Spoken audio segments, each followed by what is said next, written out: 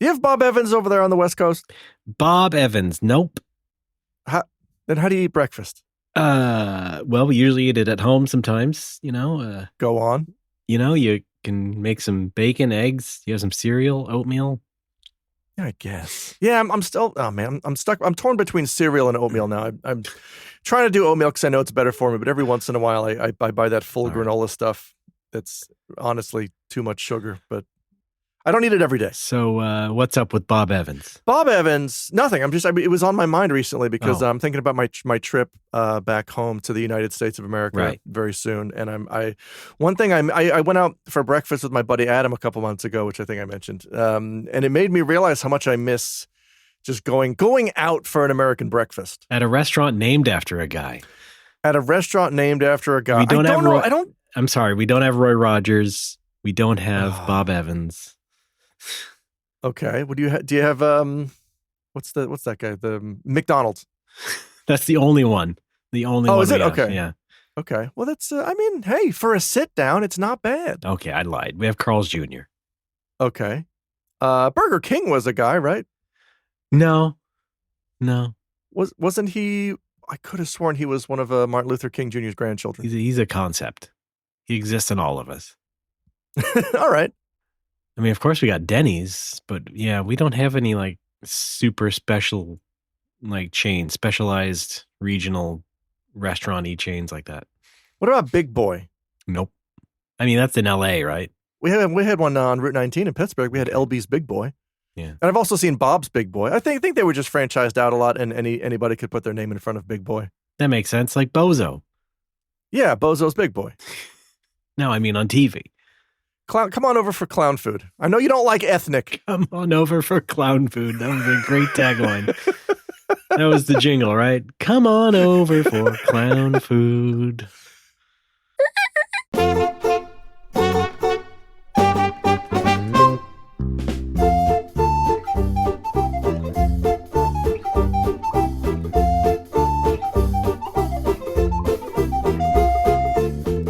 It's No More Whoppers. Welcome to the show, everybody. Thanks very much for listening. My name is Ray Barnholt, glove model, and with me, as always, out-of-place artifact, Alex Fraioli.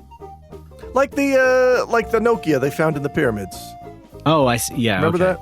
Yeah. I don't know why I was thinking of like the FPS power slave for some reason. No, or the Churchill's Neo Geo Pocket Color. Yes. Where did he find it? He never told anybody. Went through time. It's like he had the Dial of Destiny. He left it behind. I still haven't seen that. Oh, okay. Whoops! Spoilers. I firmly believe that DoD only stands for one thing, and I respect it above all else. Department of Drizzles. Dials. How you doing? I'm good. Fine. I'm tired because I woke up to watch this Nintendo Switch thing, but we'll talk about it. That's right. We will. We'll get into it. Yeah, we'll get into it whenever you want. So yeah, whatever. How's the weather over there? It was hot for like 2 days last week, and now it's just been windy and rainy. Cool. And by hot, I mean like it broke in 80 degrees, and now it's back to like 60, early 60s. Excuse me, low 60s. Hang on. What is 80 degrees in Celsius for our me? Oh boy, it's been a while. You mean 80 degrees in Fahrenheit? What is 80 degrees in Fahrenheit in Celsius? Yeah. What is it? 29 or something? 29? Yeah, boy, you've really been naturalized, haven't you? It's been 18 years. I mean, I know it's hot. Yeah, it would have been like 27, 28 last week, yeah. And I know 70s is comfortable. Yeah, right. Yeah. Around here anyway, yeah. Here it was freezing cold until a couple of weeks ago when we had a couple of warm afternoons, and then it went right back to freezing. It sounds like we had the same weather. Yeah, it's been doing this yo-yo thing, and I think it's finally settling on. I mean, it's cooled out today. It's not like warm out yet. Yeah. But we're getting there. Did you say cooled out? It's cooled out. All right. Yeah, it's my No Doubt cover band. Yeah. Yeah. You're welcome aboard. Yeah, I mean, once again, I've said it a million times on this show. It's our Pacific Rim connection. Our weather just ends up being pretty similar. It's pretty good. Yeah. All right. Can you see me from across the ocean? Hi, I'm waving. Yeah, it looks like you're behind the Coliseum. Yeah. You're in front of a Coliseum, excuse me. Coliseum's behind you. Oh, right. I forgot. I have this Skype background going on. Yeah, I'm at the Coliseum. I'm up next. I'll be right back. All right. Alex Frioli at Red Rocks. I'm going to mop the floor with this samurai. Oh, fuck. That's the DLC for Assassin's Creed Shadows. You get to go to the Coliseum and just kill some Greeks and bunch of fun. I just got to remember my training. Ow! All right. Oh, I touched the sharp end. No one taught me how to hold it. God dang it. Oh. Well, it's May. No. It's April, depending on when you're listening to. Here comes Sideshow Mel. I'm very loopy because the new FF14 Savage bosses dropped a couple days ago. And and you've been working like a dog at that. I've been working like a dog. We're about halfway through the first fight. Burning both ends. And it's not so bad, but it's very complex. And it's the kind of thing where we practice 2 hours a day, 3 days a week, and we record this show right after one of those sessions, which means my brain is both activated and about to go offline. Yeah. So it's going to be a great show until it's not. Well, how do you think I feel? Like I said, I got up early for that Nintendo thing, and now That's right. I am in danger of getting even worse on this program. So you may see me deteriorate in real time. Wait, you woke up and then stayed up? Yeah. Oh. I'm a busy man. All right. You're a busy guy. Well, it was at 6 a.m. Yeah. It lasted an hour. But why did you get in line at Best Buy? You gotta be ready, man. You never know when those pre-orders are going to open. All right. I'm out here right now. Say hi to my new friends. This is Jerome. Oh, hey. This is Gerald. Hi. This is Jerry. Hey, guys. Jerome Jr. All right. Jasmine. All right. Jizzy, that's short for Jasmine 2. And Germs. Okay. That's the 7 J's. Yes. All right. We're all here in line for the Nintendo Switch 2. Good. It's coming. It's coming. You better get ready, man. I got an early warning notification on my phone that it's coming. Yeah. Sure, let's talk some Nintendo. You can see I'm wearing a red shirt today. Yes. Nintendo Red. Okay, yeah. In solidarity. Right. With, the poor Nintendo employees who have to be seeing all the comments today that their shit is too expensive. Yeah. I mean, well, it is, but let's start from the top. Okay. Go for it. So in the Nintendo Switch 2. Oh. Not that top. No. Okay. Playing cards. How to food it. It was revealed this morning. There was a Nintendo Direct video thing. But last week, there was a Nintendo Direct about the old Nintendo Switch. And there was some news I want to talk about in regards to that. Oh, all right. Yeah, I skimmed through that. But let me know. You skimmed it? You didn't watch all of it? I watched the first 5 minutes. And nothing was interesting me, so I just kind of looked down at the chapters on the YouTube video and just scanned the game list. And I was like, all right, I'm done here. Okay. Did you at least look at my notes and skim it again? No, I did not then. I did not read your notes. Okay, then. Well, do you have any concept of any of the news that went on? Other than the things you skipped, I guess. Okay, guess not. No, what? Let's just go through it. It's fine. Dragon Quest 1 and 2 was shown, some gameplay of that. Hey, guess what? What? It looks exactly like Dragon Quest 3 HD 2D remake. It looks very nice in that. In Only that now it's two games in one. That's thank you. Yeah. I have nothing more to say other than the fact that it's another big world map. I hope they find a way to speed that game up. Those games too. They have added a fourth character. It seems. I guess another one. Yeah, Girl-chan. They added another Girl-chan, one of the Loto siblings, I suppose. Maybe, yeah. I don't know what her function would be in the party because the hero is just a straight up physical attacker. Yeah. I don't think does he get any magic in original DQ2? I don't think he does. The prince has okay attack and he heals, and then the princess has poor attack, but she has powerful magic. Where does New Girl Chan fit into this party makeup? I'm not sure. I just imagine she'd be similar to the prince, or because she seemed to have a sword and shield, or at least a sword. So she's going to be on the front line. Maybe she's not even in the party. What? Maybe she just floats around. Oh, boy. Maybe she's like Roll in those PlayStation ports of the Rockman 1 through 6, where she just like tells you where to go. Oh, yeah. Good luck, Mega Man. I mean, she looks like Roll. Does she? You don't think that she's Dragon Roll? Yeah, that's what I think. Come down with me to Ichiban. They have a delicious Dragon Roll. All right. Sure thing. Great. You betcha. Well, hey, in brighter news, something I was happy to see was the new version of a game called Saga. Oh, that's right. They finally got around to remastering Saga Frontier 2. But of course, like the first Saga Frontier remaster, this is the slopped up edition. So all the backgrounds are AI upscaled. Yay. Which is kind of I'm conflicted. Yeah. On one thing, it looks okay on a smaller screen. It doesn't look that bad or anything. But you could argue that the game had these watercolor style backgrounds. Very beautiful at the time. Yes. Very striking. It's a big part of why I like the game so much. But, after you AI upscaled it, it looks extra watercolory. Like someone poured a bunch of water on the watercolors and smeared it a bit.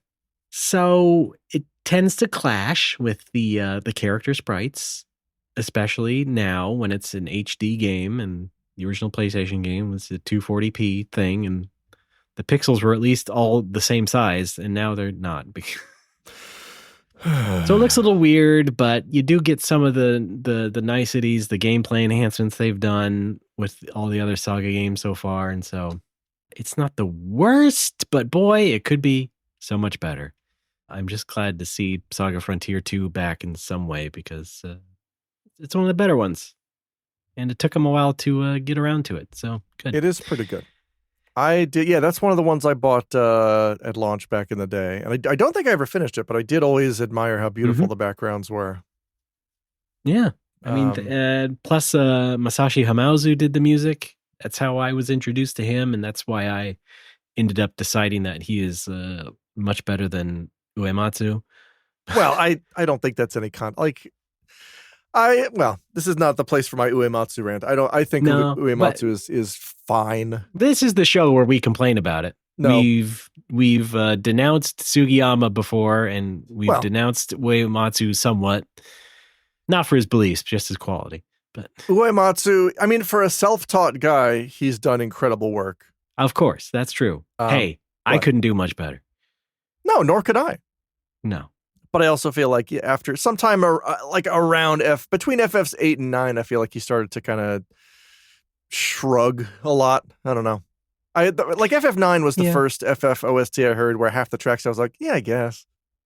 Yeah, a lot of it's just like, it just keeps repeating the theme song. Yeah. And what's the theme song's name? Well, we call that a leitmotif. Memories of Life? Is it Memories or Melodies? Melody. It's Melodies. You got it. Boy, yeah. Melody from Hey Dude. That was a lot of us had the same early Nickelodeon crush, and it was Melody from I almost said Facts of Life. Hey Dude. Okay. Didn't Uematsu do Melodies of Life for Facts of Life originally? Yes. Okay. He worked in LA for a few years. He did that stuff. Right. But anyway, Saga Frontier 2, yeah, it's all right. Check it out if you haven't. And if you haven't, you can always check out the PS1 game. Doesn't matter. It's free online. You can find it. Who cares? There was another thing announced at this first Nintendo Direct called Virtual Game Cards. And it seemed to confuse a lot of people, but it's like Nintendo's new alternative approach to dealing with game sharing between accounts and stuff. So originally, if you had a Switch and you bought a second one and you wanted your spouse or children to play with the new digital game you just bought, you could only play it on the system that was set as the main activated one. And you could change what the main activated Switch was so that, they could play the digital games, but it was still, it took a few steps. It was slow. You don't want to do it all the time. And Nintendo is doing something about it. Nintendo did something, which was make certain games into virtual game cards that act like the cartridges, the game cards, and can be sort of lent to other people, I guess, either, trusted friends or family. And it's just kind of odd that they went this way about it. It's just a weird thing where it's like you have a virtual game card. It looks like it's a cartridge inserted on the menu, but you can lend it to somebody and they can borrow it for like 14 days. Oh. Which makes some sense because that's like a standard length of a vacation, right? Here, at least in this country. Yeah, you sure. take your 2-week vacation. Right. Of course, it'd be nice to have a new Switch game to play without any restrictions, because otherwise, if you were playing one of your digital games away from your main activated Switch, it would like constantly check online. It would need an online connection to like check and make sure you still have the license or whatever, the stupid security measure. Otherwise, it would just like quit after like 2 hours or something. That's if you weren't playing it on your main activated Switch. And so apparently this is the remedy for that, where it's like you still have to go through this rigmarole of like linking two switches together because they have to be in proximity. So they're like local wireless connected. And then they do some sort of like security handshake, I guess. And so you can use these game cards, these virtual game cards on that Switch. Oh, that's fun. In the end, it might work out. It is one way to kind of solve that sort of activation problem, because every console now goes through the same sort of thing. Even on Steam, on PC, you can run into that problem where it's like, these digital games are so valuable, they we can't let them go into the wrong hands. And so we need to restrict our users in every way possible by only letting them, sign in a certain way or having someone else's account not be able to play it in the same way or amount of time or whatever, just like I was just saying. So it's an approach. It's a attempt to solve this sort of thing from Nintendo. And so I do appreciate that. But people got pretty confused about it up front. Nevertheless, it is not even ready to go yet. They said they're going to have it ready in an update later in this month or something. So we'll see. We'll see how confusing it really is. But I thought it was interesting. Apparently, and once again, I'm talking too long. So no, I have no stake in this particular functionality. But I think I understand your summary of it. Thank you. Cool. So that's mostly for folks who share several Switches in a household? How does it? I don't understand. Yeah, I think that's the basic use case. That's the first thing. Hey, I do understand. Because you can have a family account set up on your Nintendo Switch Online stuff, but it doesn't affect the digital game licenses in any way. Okay. It just affects like, oh, hey, everybody can play online or use cloud saves or whatever. It doesn't like... But yeah, if you have your second or third Switch, let's say it's a Switch Lite compared to a normal Switch, and you put some of your digital games on there, but it's not the main licensed one, then it has to have an internet connection. So you can't just you can't just take it on a plane. Yeah, I switched my launch Switch. That when it was my only Switch, that was my main one. And then when I got the Lite, I transferred it to the Lite because that's the one I use more often. Because the launch Switch was the one for the bar. Yeah.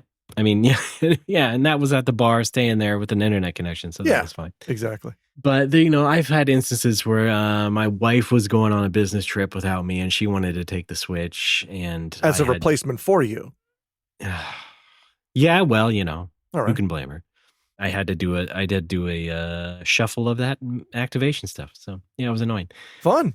So maybe this will make some things easier to deal with. Anyway, there was another couple of announcements that I thought was really interesting, where apparently Bandai Namco has licensed a couple of Sony PlayStation properties and is making new titles out of them for Switch, but also on PC, I believe, and the other consoles. So like they announced Patapon 1 and 2, and those were PSP games made by Sony. So now it's a collection of that for Switch. That was the first thing they announced of that type in this video. And it was like, oh, okay, that's weird. I guess they're small games. They're not like big Sony franchises, so I guess that makes sense to Patapon games. Sure, whatever. Yeah. And then like maybe 10 minutes later, they then announce a brand new Mina no Golf. Everybody's Golf, Hot Shots Golf. It's called Everybody's Golf Hot Shots. Or Mina no Golf World or something like that. Worlds collide. And that's especially weird because that is like that kind of was, I guess, at this point, a keystone Sony PlayStation franchise, right? It was fairly big in Japan when they still made them regularly. You know, those first 4 or 5 games on the PS1 through 3. But then the main developer of those was Clap Hands. And then Clap Hands kind of broke off a couple years. Every time you didn't think it, I was going to say that, would you? I was not ready but for you had it ready. But yeah. And Clap Hands broke off a couple years ago and made, thank you. Every time, buddy. And an Apple Arcade golf game called Clap Hands Golf. And then they renamed it to Easy Come Easy Golf. That's pretty good. And then I believe they ported that to the Switch. And then it was like just that for a while. And you're like, oh, okay, well, I guess Clap Hands just went ahead and broke off from Sony. Maybe that wasn't like a bad thing. But maybe it was a bad thing because now this new Everybody's Golf has been announced and it's developed by another new developer for Bandai Namco. And it's just like, oh, okay, well, I guess something did happen. Quick correction. I am pretty sure it's Bando Namkai.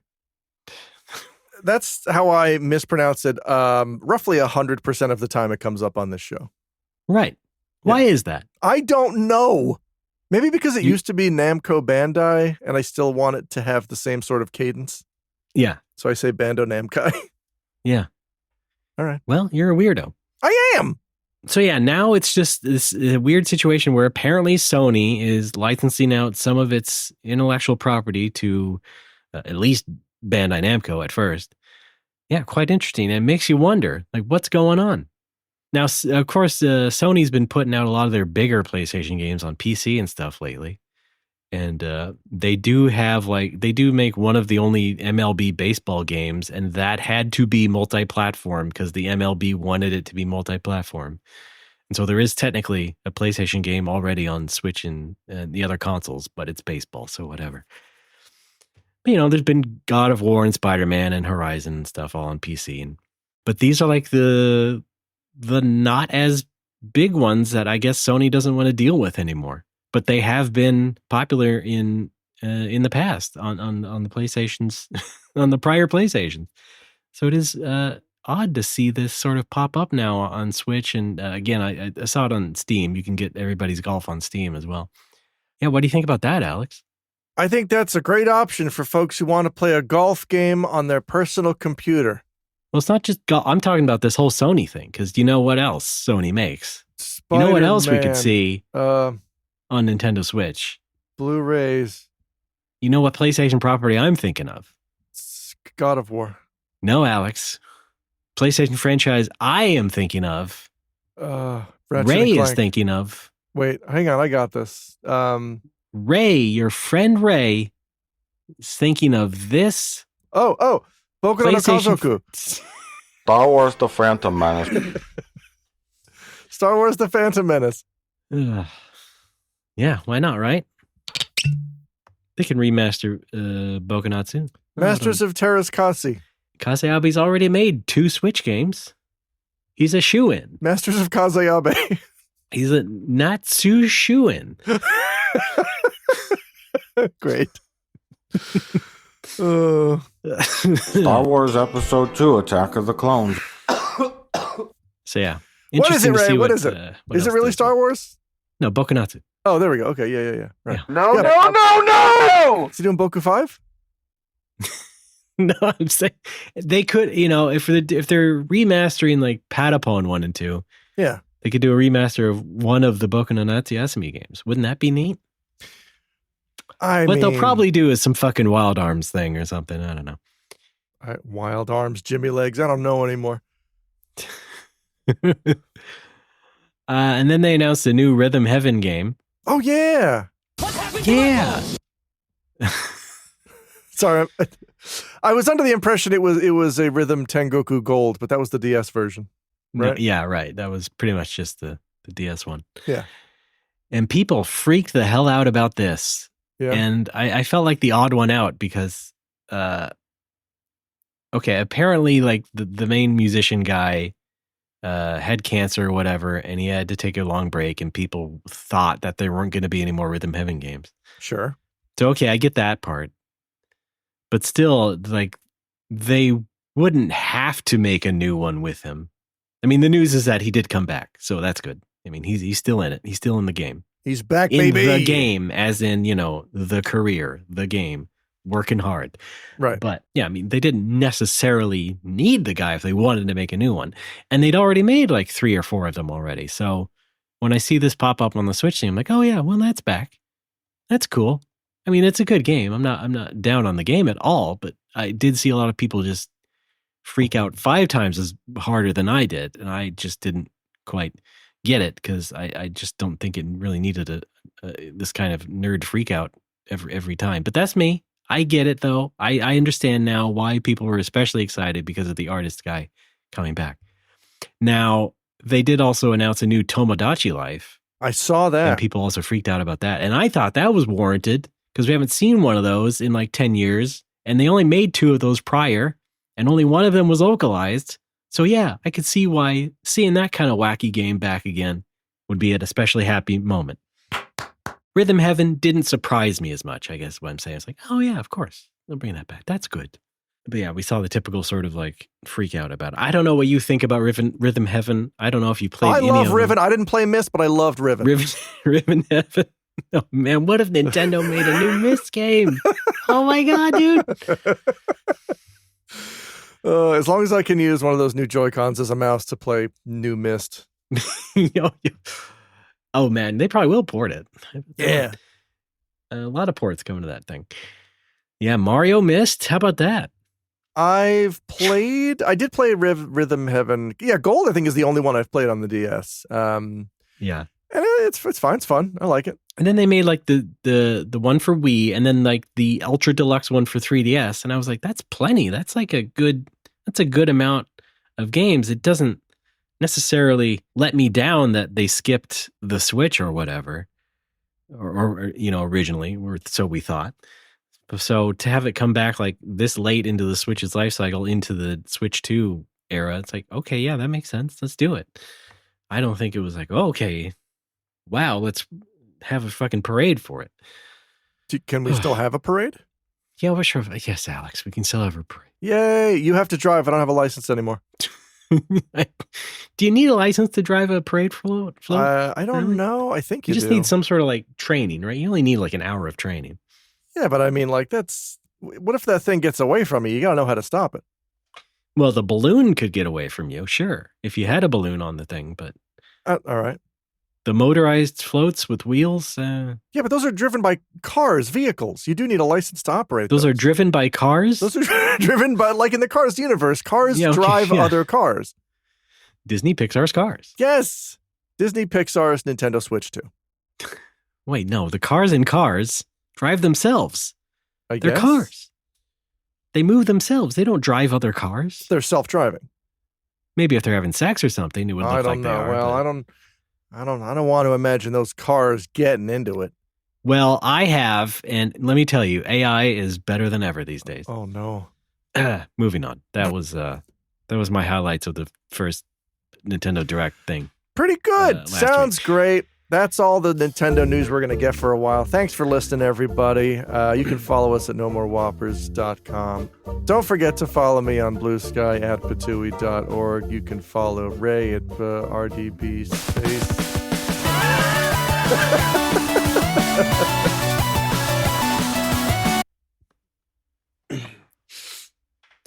No, Alex. It turns out they made a second Nintendo Switch. What?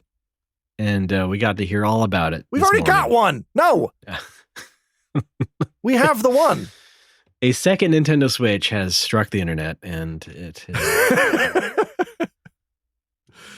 they had an hour-long video about it to announce it. All of this pent-up demand over years now of people wanting a 4K Nintendo Switch. They don't care how they got it. They wanted a Nintendo Switch Pro. They wanted a new one so badly because the first one sucked so much ass if you listen to some people. Wow, you even gave it the AVGN inflection. Ass! It's just part of the culture now, isn't really it? Good, yeah. Despite the fact that thing sold, 300 million units and even more units of Mario Kart. So, it may have sucked in the minds of some weirdos, but hey, it was popular. So Nintendo could have easily not even made a new one. They could have taken all the time that they needed, but they took about 8 years or so. Yeah, wow. Out the door here, and so now we look upon the Nintendo Switch 2, and they had this video, this Nintendo Direct, this hour-long introduction with some announcements of all the features and the games and stuff. And I just, I don't know about you. I know you did a live reaction thing. I did. I streamed this last night, watched it with some folks. It's just so funny to hear you last night when it's just like, oh man, that was, I still haven't gone to bed yet. So I was watching this video and it just felt like I was, it's like I was having a lasagna for dinner, and I love lasagna. We all do. We all do. But I ate the lasagna, and after dinner, it's just, you kind of feel like, man, I love the tomato sauce. I had a lot of tomato sauce in pasta and meat, but now I just feel full of salt. Yeah. And I just feel a little bit dead and kind of staring at the wall. Like, man, I don't know what to think about what just happened. I liked it, I think, but I'm still logy and I can't get out of the chair yet. Yeah. And that was kind of the attitude that I had with this video. And it turns out I wasn't really alone, because we sort of got what we quote unquote wanted, which was a Switch that is 4K and will enhance some older Nintendo Switch games, and a new Mario Kart, which will surely be the thing that will help it sell. But then it's like, oh, some of these games that are enhanced, you have to pay extra to get the enhancements, or just pay all over again if you've never played it before. Upwards of $60 to $70 to $80 in Mario Kart's case. And then there's this like fun little museum game that they made to show you how the Nintendo Switch 2 works. And then they, at the end of showing that, they say it's a paid download, and you're like, what? Yeah. It's not free. It's not packed in with the thing. My first thought was, oh, this is a cool gag they put together for the Direct. They mocked up a game, in order for them to explain how the Switch you works. thought it was fake. Yeah, I thought it was just for them to explain in the Direct how the Switch works. And then I'm like, oh, it's an actual thing you can download? All right. Oh, they want money for it? Fuck yourself. No. Well, I didn't think it was fake, but I was like, oh, that's a cute little Nintendo type thing. And, they have, it's like a little museum, and they show you like the little insides and how everything works inside the system. That's cool. That's a neat thing for the kind of person, or even, kid, admittedly, who is, who likes the how things work sort of stuff. But it's like, oh, it's paid. And they don't say how much it is, but it's like, it's paid? Yeah. Sony, if you buy a PS5, you get a full platform game called Astro's Playroom that celebrates everything in the history of PlayStation. And it's free. It comes with the system when you buy it. You turn it on, and there it is. And that's like, yeah, nice. And then they made a whole new Astrobot game, and that won Game of the Year in some places. Nintendo's like, you know what? We need a way to introduce the new Nintendo Switch to people. Let's make a fun little game about it. Let's charge money to our information booth. Yeah. I don't get it. That was the first big thing I didn't really get. Okay. Hang on. I want to touch very quickly on your lasagna analogy, because I feel the same way. And I've been feeling this way. Of course you do. You're Italian. Yeah. Well, see, I've been feeling this way for years, and the YouTube video I'm working on, it kind of falls on this conclusion that, like, I'm kind of entering the phase of my life where I am emerging from the cave of video games. So the past 10 years was me looking for the exit, and here I am finally seeing daylight, where I'm like, this isn't for me anymore. I don't really enjoy any of this anymore. I still really enjoyed watching the Direct. It was very nice to see characters I remember and lots of bright colors. That's all fun. I'm not buying any of that. I'm not buying a Switch 2. What do I need it for? A decent way to spend an hour. Yeah. What do I need? Anything I may want to play is going to be on Steam. No first-party Nintendo titles are worth me owning a separate device just to play them. We haven't even gotten into the pricing, which is also a little wacky. Yeah, I'm done with consoles. Like, don't misconstrue this. Hang on. Okay, let's get ready to misconstrue Alex. No! Ready? 3, 2, 1. Oh, sorry. I'm not saying I'm done with video games, but I'm completely done with consoles now. I'm at the phase of my life where I want one machine to worry about. I don't need a proprietary thing to load up a video game. We're just going with whatever's on Steam. That's fine by me. I'm still looking forward to other games, just nothing on Nintendo. Here's your special advantage, I think, as well. Hi. You're married, but your wife doesn't really play games that much, and you don't have children, and no plans to. And so you're a lone gunman. I am. Kapow. You can play games in the best possible way that fits a man in his 40s who doesn't have to worry about anyone in the house playing his video games. And that is a PC. Yes. With most everything available to you. Or one of my 7 Ambernick devices. Yeah, right. We touched on that last time. We did. Yeah, it's I like watching these things because I do miss the hype, but like even if I was going to buy a Switch 2, like I'm at an age where hype kind of doesn't work on me anymore. Like I know you feel that way about some stuff as well. I have a slightly different angle as I think about it, about myself and in my introspection. In this particular case, I am getting over Nintendo. Yeah. Not in the way of like leaving them behind completely, but like sort of outgrowing a lot of the things that they make in such a way that it doesn't excite me as much anymore. Almost 20 years ago now, the Wii came out. You and I were legal adults. That's right. But I was still excited and happy to see stuff like Super Mario Galaxy. And at the time, at the announcement, things like Metroid Other M and other stuff that was being announced at like E3 events and stuff year after year. And it's like, yeah, that's cool. That's what I'm here to see Nintendo for. But now in my 40s and with a family, you're just kind of like, well, this looks great for my son. Yeah. And I think this is not really a new realization for me because I bought Super Mario Brothers Wonder and put like 2 hours into it and didn't touch it again. Yeah, same. And I should be, between the two of us, Alex, I should be the guy very excited to play a new Mario platformer. Yeah. And I just didn't commit to it. And I knew it looked great. It definitely was hitting all of the right notes for me in the sense that this is a brand new Mario platformer that looks much better than the stupid new Super Mario Brothers series does. They took away the timers. There's no timer in the stages anymore. Stuff like that. Where it's like, oh yeah, this looks like a really good Mario platformer all over again. Didn't touch it for very long. And I'm like, yeah. And I never had a strong commitment to Zelda ever, really. And so I only played maybe 2/3 of Breath of the Wild, didn't finish it, did not touch Tears of the Kingdom. My wife did. My wife loved those much more, and she plowed right through those games, and she enjoyed them very much, and that's great. But I was never too huge on Zelda because my thing was like, oh, I really like Link's Awakening, and hey, they remade Link's Awakening. Oh, right. And that was the last Zelda game I played. Oh, yeah, I got to play that still. I do want to play that. Yeah, right. I enjoy Mario Kart. I think Mario Kart is a completely different type of game and probably much easier for me specifically to like blow through and sort of grind through because I like that sort of racing game stuff, and I will do that. And it looks great. I'll probably play a lot more of that than I have the actual traditional Mario and Zelda games, but we'll see.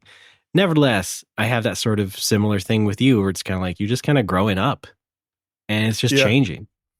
And the kind of games I'm excited for playing are like, the remaster of Saga Frontier 2. Yeah.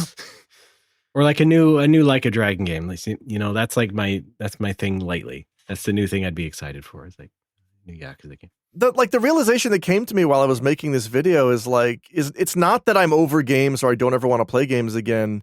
It's that I'm expecting more and I need more, not just from like video games themselves, but video games like as a hobby. Like they're not, the experience isn't doing it for me anymore. And that doesn't mean I'm completely looking outside of video games to have fun, but I'm starting now to explore other hobbies, other things that might be fun for me to do. Get out of town. Yeah. What? I'm not leaving. I live in this town. Yeah, you're diverging in a different way than I am. I'm still into video games. Yes. I'm still into this industry. I still follow it very closely, and I'm still into it, and I still like playing video games. I don't think that's going to go away anytime soon. But in terms of like certain aspects, certain pockets of video gamery, some of it I can leave behind and get more excited for things that are more appealing to me at my current age. Yeah, that's I'm ready to leave behind more of it, but I'm still, again, that doesn't mean I'm not going to play games anymore. It just means I'm going to be extremely discerning, as I have ever been, and continue playing old stuff that I've always loved. But just also the other part of it is I can't afford this hobby anymore. Like I've never been. Probably starting from, like, when I was still an English teacher, I still had enough disposable income where I could buy a game every now and then. Money got tight with the bar, and now post-bar, I'm basically working a string of freelance jobs to stay afloat, which is stable and sustainable, like, if I don't have a stupid fucking expensive hobby like video games, where I don't care about the price of the consoles themselves. That's a one-time fee. Hey, it's not stupid. It's pretty dumb. I still like games. It's not the price of the consoles themselves, because that's a one-time thing. It's the fact that, like, you're paying full price every time a new one comes out. And I got stuck in this cycle over the past decade of paying full price to buy the new game, a Death Stranding or whatever. And I play it for 5 to 10 hours. And I'm like, I don't enjoy this. This is not worth the money or the time that I spent on this. And it happened to me so many times in succession that I'm now like, I think I'm over this hobby as a hobby. As an art form, I'm still interested in video games, but as a hobby, I'm done. I can't anymore. Right. Well, in some ways I envy you, because I would love to be the person who doesn't play a lot of video games all the time and just like waits until the game is cheap or used or whatever. And then they're like, oh yes, I'll try this for a weekend or whatever. Yeah. I don't think I'll ever quite be that casual, but I understand totally where you're coming from. And being the day one guy and paying full price, like I don't think that's sustainable for most of us. Yeah. On this planet. That's why we have so much of that now going on with the digital sales, especially Steam sales, things that, you can just tick a box. If you make a game and tick a box somewhere, it's like, okay, it's on sale this week. Yeah. And people do that all the time. And for example, some of these other games that were announced on this thing, a lot of ports, but like Sega announced the Yakuza 0 for Nintendo Switch 2. And like that thing is $9 or if not $5 twice a year. Yeah. On Steam, but also like the other consoles. And it's like, what you can't possibly want to like charge full price for that on Nintendo Switch 2.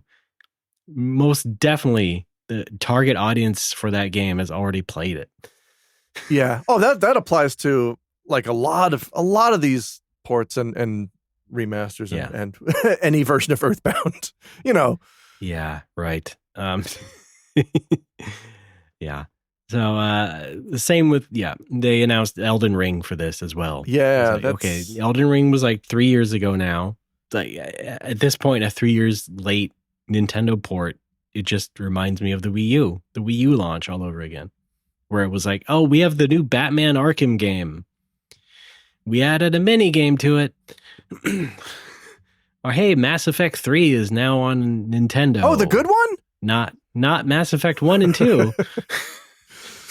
But hey, a new popular game in recent years is now on Nintendo. Okay, well, thanks, I guess. I am so exhausted with the consumerism of the hobby. And I think the reason it's easy for me to make a clean break is because I don't do anything with game. Like even when I had the bar, there was still a little bit of a responsibility to stay up on news and stuff. But like, I don't work for a video game company. I don't write for a video game news outlet. I have no responsibility. I have no obligation to keep buying this shit. And this is a great time to be like, yeah, let's make a clean break. Just no more of this. I'm going to look at and play interesting stuff when it shows up on Steam, and that's me. Exactly. Not so much a clean break, but just be like, look. A clean break from the consumerism of it. I'm out. I'm done. Right. No, yeah. I get you.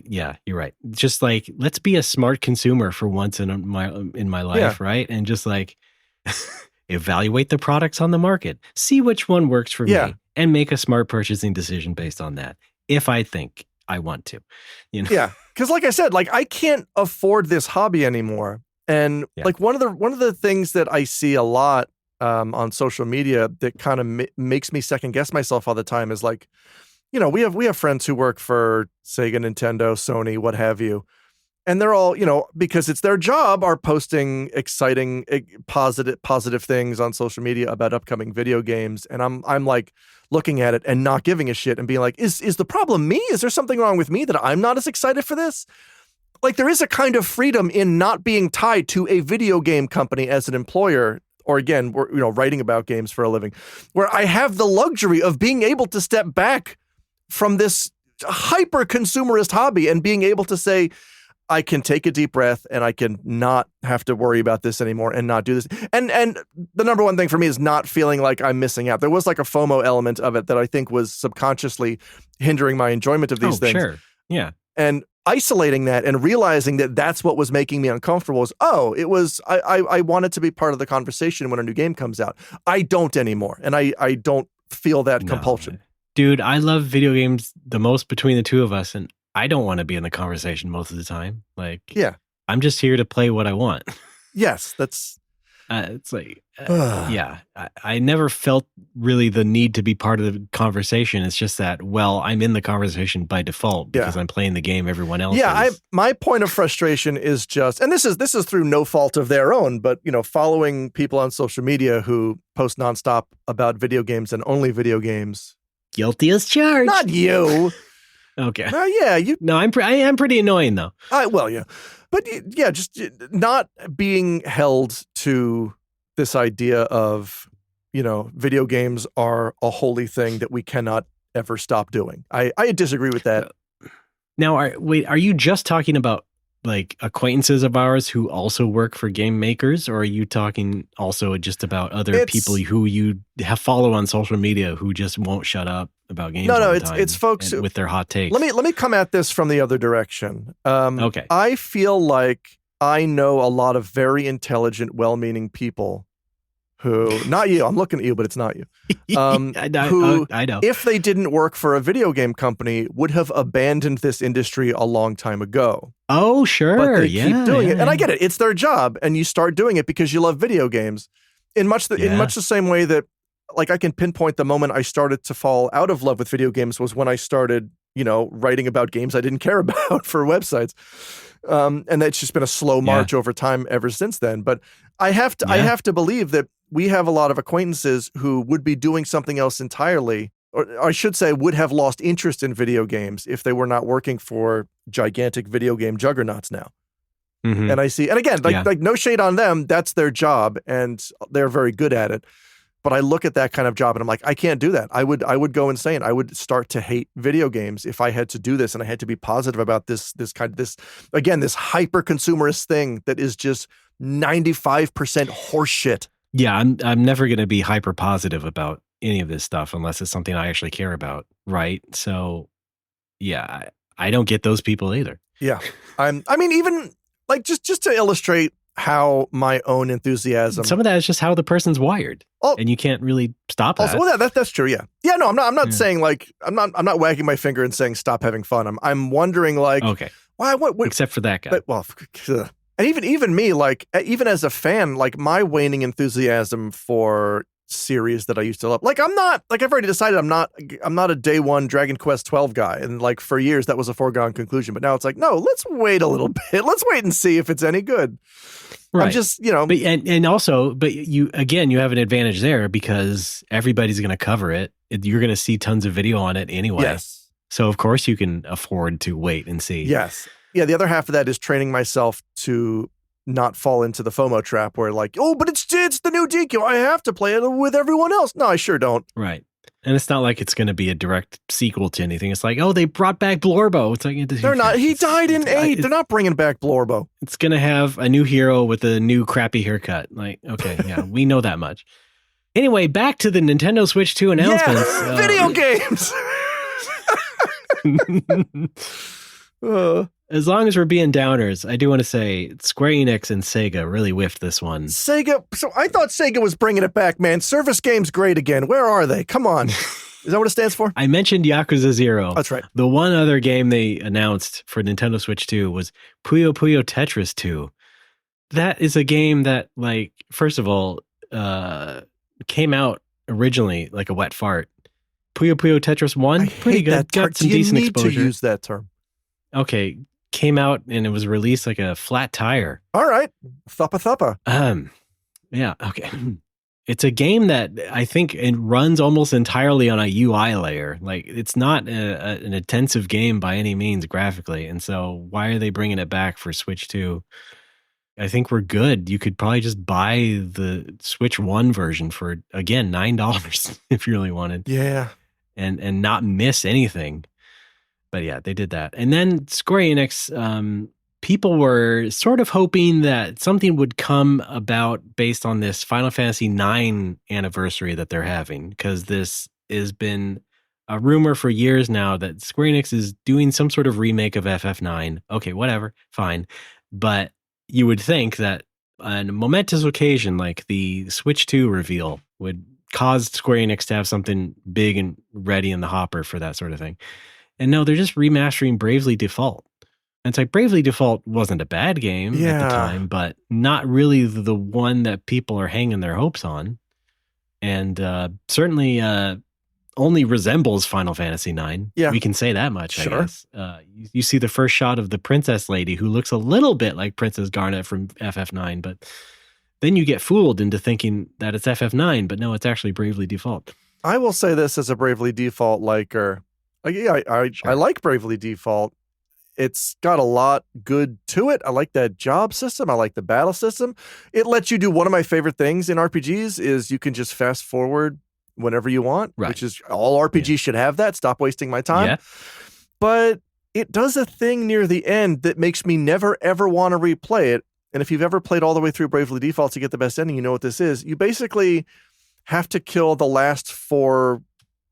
I don't know if it's the last 4 bosses or what. There's a sequence of 4 bosses scattered around the world that you have to kill 4 times. Each? Yeah. It's 16 fights. There's like some time loop bullshit, and you have to kill these 16 bosses and then fight the true end boss. And I did it once, and it was a cap to a great game. I never ever want to play that. Never want to do that again. What the hell was that? Even story wise, I think it made sense. We're not doing that. We're not doing that again. But yes, you are on Nintendo Switch 2, and they've even added mini games where you can use the Joy-Con mouse. So, yeah. I only played the demo on 3DS. Oh boy, that's my only familiarity with it. I could try it again, I guess. Can't complain. We'll see. No, wait, that's wrong. Hang on. Complain. There we go. And then, of course, they announced the FF7 series, the remake series, which was also not a big surprise. That was rumored for a while. I guess they said like a year ago there was like some tech demos floating around of those games running on Switch 2. So I was like, okay, good. Not a surprise. And then that was kind of it for Square Enix and Sega in particular, who I was just like, okay, guys. Back to Bravely Default though, they renamed it. They gave it the original Japanese title. Oh, Flying Fairy. Yeah, and it was localized here originally as Where the Fairy Flies. Yes, and this seems I've noticed a trend. Oh, this seems to be a thing going on with games because like they're going back to like Japanese titling. Huh. Technically speaking, like a Dragon does that, right? Like a Dragon is a translation of the Japanese original title of the series.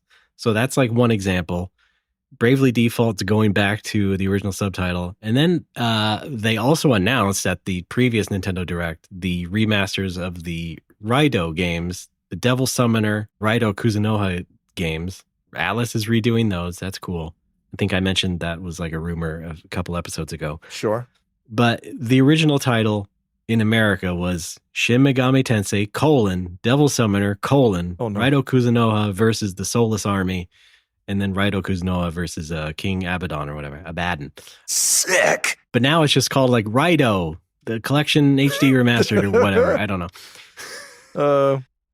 Regarding the Bravely Default name, though, something I did always think was kind of clever about that game is there's like, I think I noticed this because I bought the Japanese version first, but this is a spoiler. How old is Bravely Default? Can we spoil Bravely Default? I know what you're talking about. Yeah. Yeah. Go ahead. Yeah. The way the text fades out on the title reveals a spoiler, but it also does the same thing with the revised localized title as well. So like, they altered it to do that there as well, which I thought was really cool. But at the same time, I was like, why'd you even change the title to begin with? It's not that different. It's Flying Fairy is kind of Englishy, but also Where the Fairy Flies doesn't, I'm Alex. I get it. I do think the translated subtitle was fine, proper, acceptable.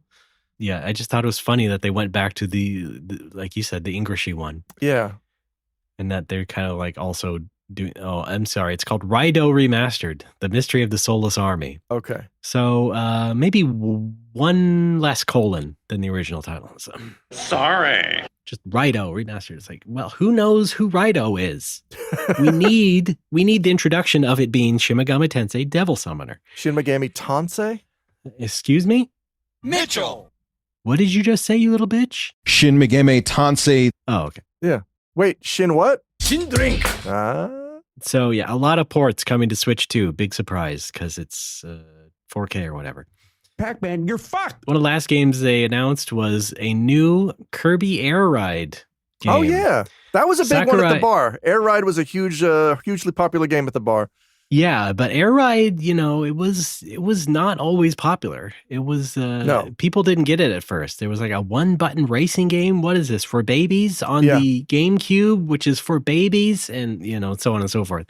It was definitely one of those games where people would come into the bar, like a group would come into the bar. One person in the group would ask, "Do you have Kirby's Air Ride?" I would say yes, and they would freak out, and the rest of the group would have no idea why they were freaking out. It was one of those, and then they would insist on playing it and have to teach everyone how to play it. Like, no doubt, folks who love Air Ride love Air Ride. Right, and it's fun. I like Air Ride. Yeah. Well, we're now in a time where the people who called the GameCube kitty is now seeing the GameCube kitties growing up and becoming really nostalgic for GameCube, and so we're there now, and it makes total sense that they'd be into Kirby's Air Ride. But Masahiro Sakurai didn't give up. He loved his concept so much, and now he's back to do it right. And so there's a new Kirby Air Ride sequel. Now that Sakurai is like 8 times more popular than he ever has been. That's right. People will definitely pay attention to this and appreciate it more. Sakurai, by the way, whose name was auto-corrected in Twitch chat last night, I believe when Sam Howitt typed it out into the chat, was Masahiro Samurai. Yeah, well. Pretty great name for the guy. Again, we got Assassin's Creed just came out, so. Yeah, that's right. And I predicted before we ever saw this thing that maybe we would see Dragon Quest 12 instead of Dragon Quest 1 and 2 or whatever, but that didn't happen. 1 and 2 has the same numbers as 12. That's right. And we did get an announcement for the rest of Deltarune, which is like Dragon Quest 12 for little freaks. So good for them. Good for you, folks. That was the only part of me live streaming the event where it was just total silence. I just had no reaction because it was so blatantly not for me. I was like, I'm not going to harsh anybody's buzz, but I don't care. No. So I'm just going to use this opportunity to take a sip of water. I thought you were an Undertale appreciator, admirer from afar, maybe? Yes, I like Undertale. Yeah. Oh, not Deltarune? Didn't work out for you? No, okay. It's not. I didn't. Well, 2 things really. One is I am against the serialization of video games. Like, make a game or don't. I don't need you to split it into 5 parts or however many. This is why you're not playing any Yakuza games. Yeah, or Final Fantasy VII. They're good, though. But also, I know that Toby Fox has a lot of good ideas. It feels like he's kind of just going back to what was most popular, which was his Undertale world and characters and font and play style. And I get that. You have a style. You should lean into it. but like I already played Undertale. I don't need, Undertale second story or Undertale Guide or whatever the hell it is. Yeah. Well, then it's clearly not for you. No. I played the first 2 parts of it. I was kind of neutral on the first one, and then by the time I got to the end of the second one, I was like, this is not for me. Yeah. I also, this is a very Alex thing that I acknowledge is very petty. I hate the main theme. I hate the theme of friendship. It's a very saccharine, cloying composition. And I at the bar, I used to play a lot of video game remix radio on YouTube, and it really bugged me how much that theme was remixed by video game remixers. It's that and Zelda. Like I could do without Zelda remixes for the rest of my life. And the Deltarune theme of friendship, I can't stand it. It really pisses me off for very stupid reasons that I cannot justify or illustrate. All right. Well, you got wrong brain, as you've said. So yes. But that's those games are a force. For sure. Yeah. Oh yeah. I went. My wife and I went out to. We went to a new mall recently, I think, and we went to the Gachapon corner, and there was already a Deltarune Gachapon machine. I say already, probably been there for years. But yeah, it's huge. So that's Nintendo. Nintendo Switch. It's $500 if you want Mario Kart. That sounds like a ransom letter. You know what, Alex? It kind of is. Because they are selling the system without a game for $450, and then Mario Kart separately is $79.99. So it's kind of a punishment. It's like, you better get it with Mario Kart or you're fucked. Oh boy. Enjoy your tariff. Interesting year coming up, but yeah. June 5th, just around the corner for Nintendo Switch 2. It's an interesting year. Me now as a spectator, I find it interesting to be on the periphery of these things going forward. Because while the Switch was still relevant and active, there was always I would still be interested in Nintendo Directs from the point of view of like, hey, maybe there will be a cool port or something I will want to buy. And now there is a level of freedom now, having decided. There is a port. There is There's this a kind of freedom having decided that I don't want to worry about this anymore. Now, the other part of this, the downside here is, and I think, I don't want to blame my buddy Brad. Brad, I love you. I don't know. I think he's in Taiwan. Love you, Brad. Right now. Shout outs to Brad. Buddy. Say hi to Taiwan. Brad gifted me my original Switch, my launch Switch. Mm-hmm. I believe because he visited the bar years ago, and I'm not going to charge one of my best friends, whom I grew up with. I'm not going to charge him for the beer he's drinking. He did drink about 20,000 yen worth of beer. And then, like, the price of one Nintendo Switch. Yeah. No, exactly. Like, I think he found out how expensive beer is in Japan later, and then for my birthday gave me a Switch. Yeah. Which was very nice of him. And so I was then saddled with a Switch going forward, which meant I was like, all right, I guess I do got to pay attention to these releases. So I can buy things for this machine that I own. And the whole point of this ranting against the consumerism this episode is just me being like, okay, nobody give me a Switch 2. Because you're basically, look, I know I don't have to buy games for it, but like if it's in my house, it's going to increase the temptation. And if I don't have it, look, if I were independently wealthy, if I win the lottery someday, who cares? I'll play video games again. I got nothing else to do. Alex, I just want to say, hi. We are well within the realm of possibility of some sort of new iteration of Picross 3D. Oh boy. It's going to happen. I feel it's going to happen. I feel it in my bones. I mean, I had stated before that I was not buying, certainly not buying a console for one game, certainly not buying anything day one anymore. However, I will say Jupiter has consistently nailed it. Every one of those Picross games, the 2Ds, the 3Ds, the CDs, you know what I'm talking about? Wait, did Nintendo actually make the 3D ones? I thought those were also Jupiter. Did Nintendo do them? I don't recall. I felt like Nintendo. I love them. Maybe. I would like it. Okay, if they were to announce a Picross 3D 3. Oh yeah, it was Hell. Hell! I would not buy a Switch 2 for it. However, if somebody gifted me a Switch 2, it would be the one and only day one purchase. Right. That's what I will say. And or if they, bought the game for you already, then I feel bad because I know that I sound like a broken record on this episode, and it's only because video games... You sound like a broken record? Broken record? Being repetitive is my job.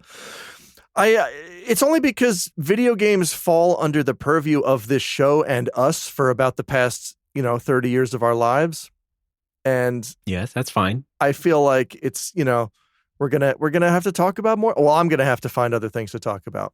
This is a great time to mention that our the new show we're putting out is video game related. So look forward to that. But not about current events. No, right. I can say that much. Retro events. That's what we call history now. It's not about that kind of stuff. I'm a retro event major. Listen, hey, now is the time to get it all out. The announcement of a new Nintendo console is the time to get or relitigate ourselves. I'm always very cognizant of the fact that I can come off sounding very strongly negative. Don't say a word. Don't play a drop. I'm not trying to harsh anybody's buzz who is interested in these things. I want people to have fun. I'm sorting through my own feelings and I'm trying to elucidate them in a way that makes sense to me and my brain. Yeah, I don't want to be harsh on it either, but we've both been entrenched in it for so long. I have to make some sort of commentary on it. And most of the time, my feeling about the games in the industry is just like, yeah, that's cool. Yeah, and that has typically been mine. And now I'm in the process of sort of extricating myself from that. And it's, it's producing feelings. Yeah, but also not explosively like screaming my head off. Oh, yeah. When the thing gets announced. It's like, yeah, that's cool. Yeah, neat. Mario Kart looks good. I will play it. Yes. Right, yes. If I had a Switch 2, I'd play Mario Kart. Right. Because I really did. I think the most played game for me on the Wii U was hands down Mario Kart 8. Right. You and 130 million other people. Right? Yes.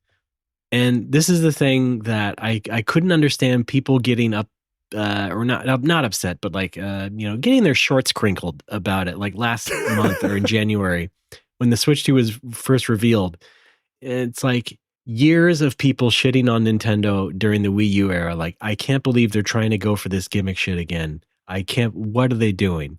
They release a Switch. It's a more normal game system, sells through the roof. Nintendo's back. Then they announce the successor to that. And people are like, where's all the gimmicks? Where's all the funky stuff? Why is Nintendo going back on what they stood for? And it's like, you don't understand. Stood for? They can't afford to fuck it up a second time. They got it right the first Switch. They can't afford to fuck it up a second time. Of course, it is going to be the same thing over again with graphics that people wanted. I couldn't understand the commentary I saw from like just, the normal rabble rousers, but also just like columnists who clearly have a hole in their head. Yeah. Just like completely forgot the past 10 years or so. And just like, I think Nintendo should be more innovative with this announcement. Why can't we see something that would like really up in the industry this time around? And it's like, dude. They lucked out with that. They really lucked out with that with the Wii. Yeah. But the timing of that was like right before the economic collapse. So like, to have them sitting after a couple of years of the Wii, to have them sitting on that, and it just kept going and going. They were able to fuck up with the Wii U because the Wii was so huge. Yes. Also because Nintendo's just sitting on piles of money. Right. But you can't do that every cycle. I remember listening to some podcast. It was probably the 1UP podcast right around the time. Well, the Wii was really popular, but right around the time they were starting to have some speculation about the next system after that. And I remember someone saying on that podcast, like, yeah, they're sitting on a pile of money. They're probably doing R&D 24/7. Who knows what will come next? Then, 5 years later, the Wii U comes out and people are just like, oh, that's what you were working on? Okay. Yeah, I have a feeling that the Wii U was sort of perhaps as a response to the economic downturn was like, well, we know the Wii was a good idea and it sold well, so we'll make the next one just like it. Only they kind of didn't promote it or market it in the right way. Like the Wii U had some good games on it, but the number one thing people blamed it for was calling it Wii U and not even like Wii U 2. Yeah. Because apparently, I only ever saw anecdotal evidence of this. I don't think anyone really got this confused about the name, but people were like, I don't know, what is it, like a tablet for the original Wii? And I know there are plenty of dumb motherfuckers out there who don't understand the fact that a console can be another console. But I don't think that was the sole reason Nintendo screwed that one up. I think also it was just like they didn't have the right kind of games at the right time. They overreached a bit. It took them too long to come out with Mario Kart 8, I think. And it was a lot of weird ports and sequels that people weren't wanting. And also the OS was slow. The thing took forever to boot anything. Oh, yeah. And even Iwata, months later was like, oh, we're working on making it faster. Don't worry. You made it like half a second faster. Congratulations. And I just think it was a bloated box and it didn't do anything well. It was like half HD as well. And, I played a lot of DQ10 on that bloated box. Yeah. Right. It was good for DQ10. My DQ10 machine until I got the PC version. Again, everything's just going to PC. But then they take that core concept of the Wii U, which is like you can play this games on a tablet. They make the tablet actually portable. The whole system is this now.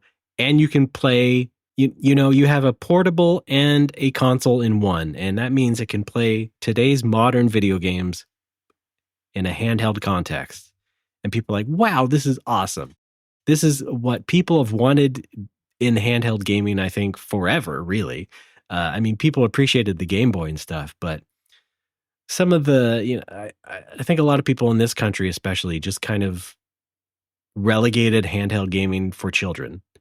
And all of the Game Boy games that were like Nickelodeon trash didn't help that. But there were plenty of good, solid video games released for those systems, but it didn't work out. The DS came. That was a more mainstream success, but still I think people had a stigma attached to like handheld gaming. And so they didn't really treat it as anything other than like either for children or my brain age machine.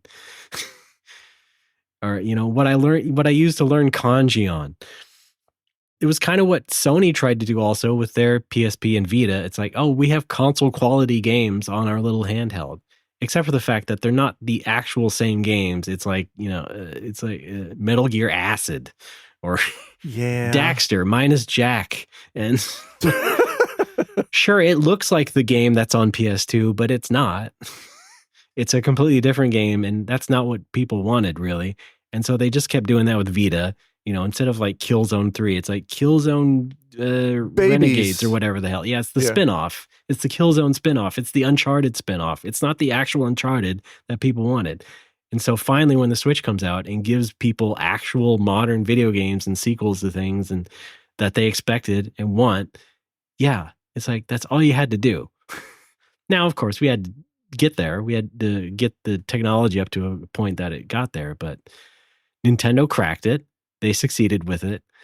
And they're going to do it again. They're going to do it again because, like I said, they can't afford to fuck it up a second time. Yeah. But then today's video came out and we kind of think they might fuck it up. Mostly because of the price stuff. And it remains to be seen because, of course, the software library can mature. I don't think it will be any kind of Wii U type of repeat. Maybe closer to the DS, which was like not hotly received when it first came out. It took a year or two for that to really gain steam with the right kind of software. And by the time it was done, it was like, wow, some of the best handheld games ever are on the DS and like great RPGs even. Yeah, I was initially a DS naysayer. There was nothing about it that looked appealing to me. And then it turns out the thing that got me to buy a DS was Phoenix Wright. Oh, sure. Yeah. Because that was the only thing that I thought looked interesting. And I'm like, well, that's the only place I can play it. So let's do it. Yeah. In English. Yeah. Again, as a college student with expendable income where I can just do that. I can just buy a handheld for one game. Yeah. and then I bought a bunch more. So conceptually, I don't have a problem with the Switch 2. It's just I think it has a rough first couple years ahead, just based on the fact that I don't think a lot of people can afford it. Yeah. But it'll have a nice Christmas, I'm sure. That's all I can say. Oh, happy holidays, everybody. Yeah, happy holidays. We need to take a break. This segment's been going for over an hour. Hey, it's our special edition. I guess so. Nintendo Switch 2, our special report. All right, you heard it. It's the We Hate Video Games special here on No More Whoppers. We don't. I'm just, I'm at the phase in my life where it's time to do other things. Okay, let's do other things like take a break and talk about ourselves. Go to the bathroom. BRB. No, I'm RB. Oh. AF. I'll be right back.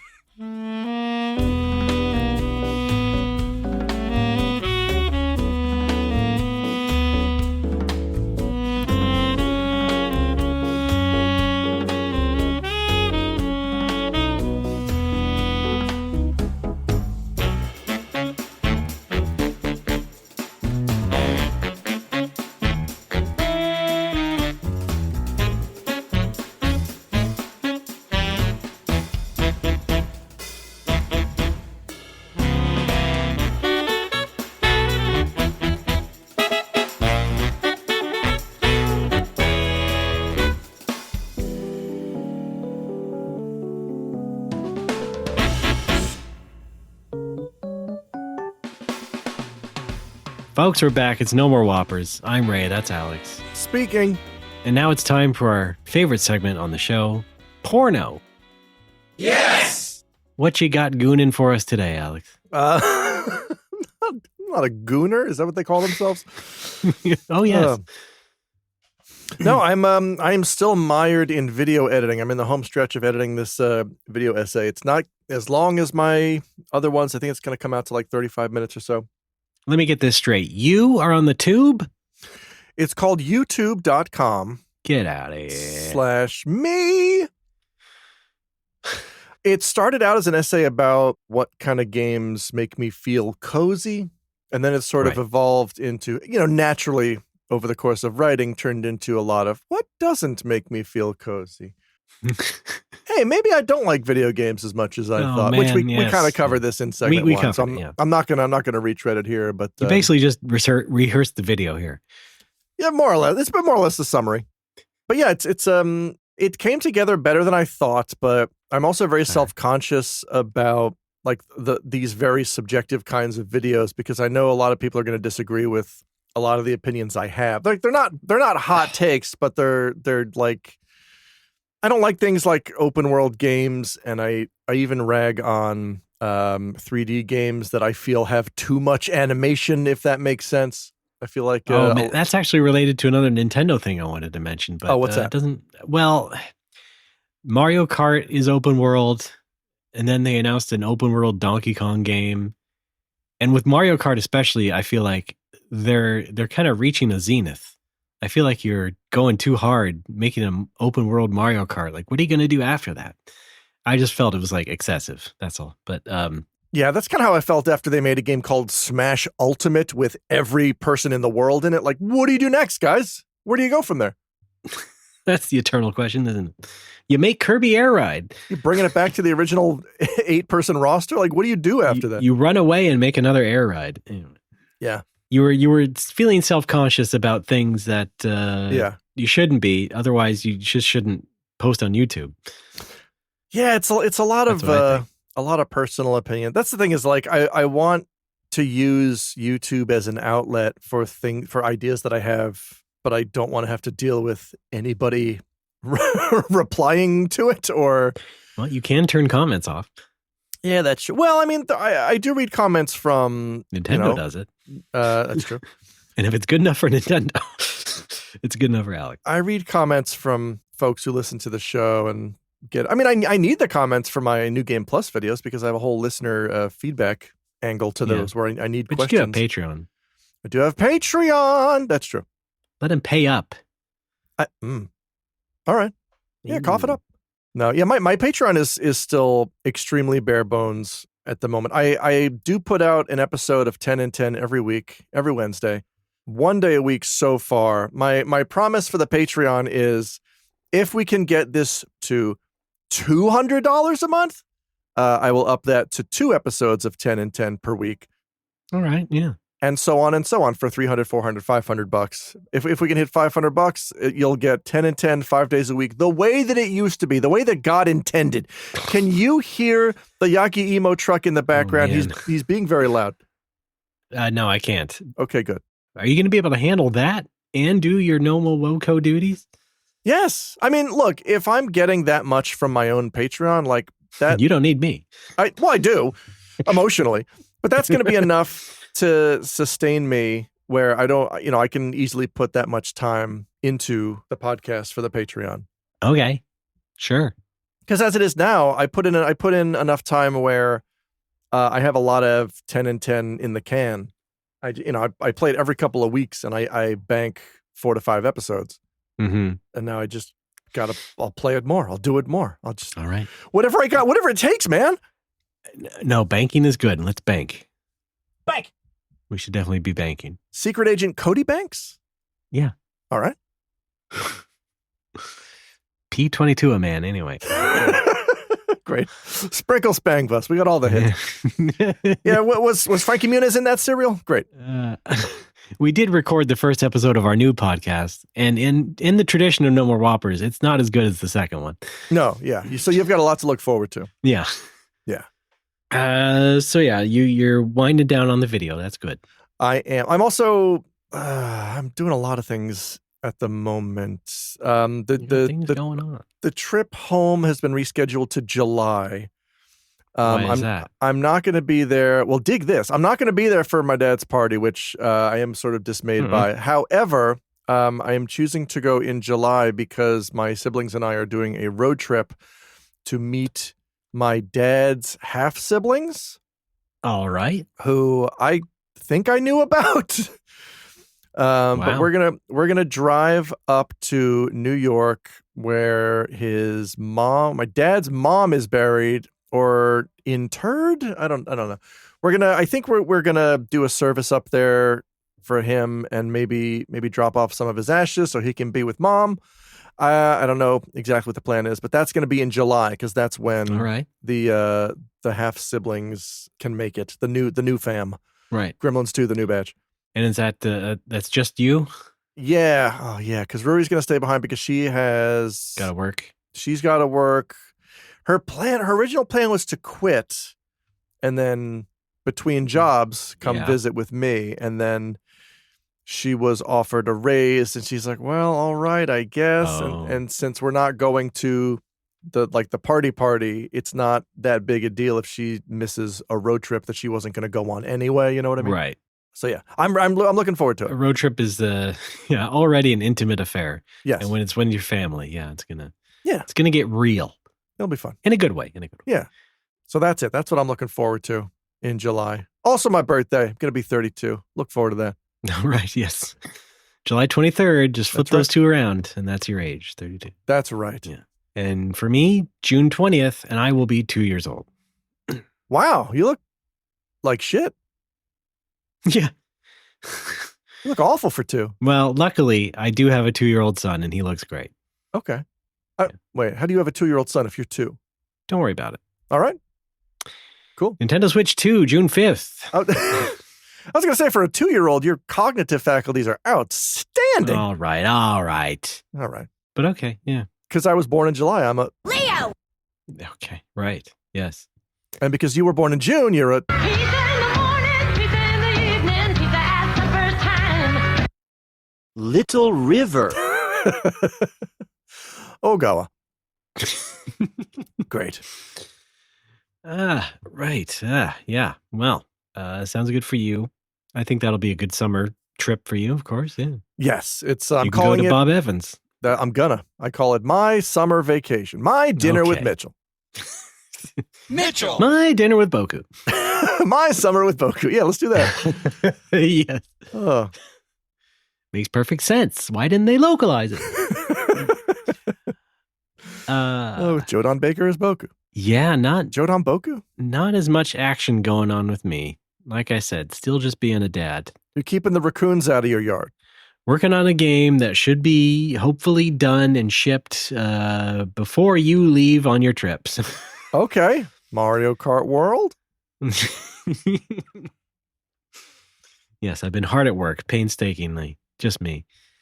Well, now you got to change the name because Nintendo's doing a game called that. No, it's...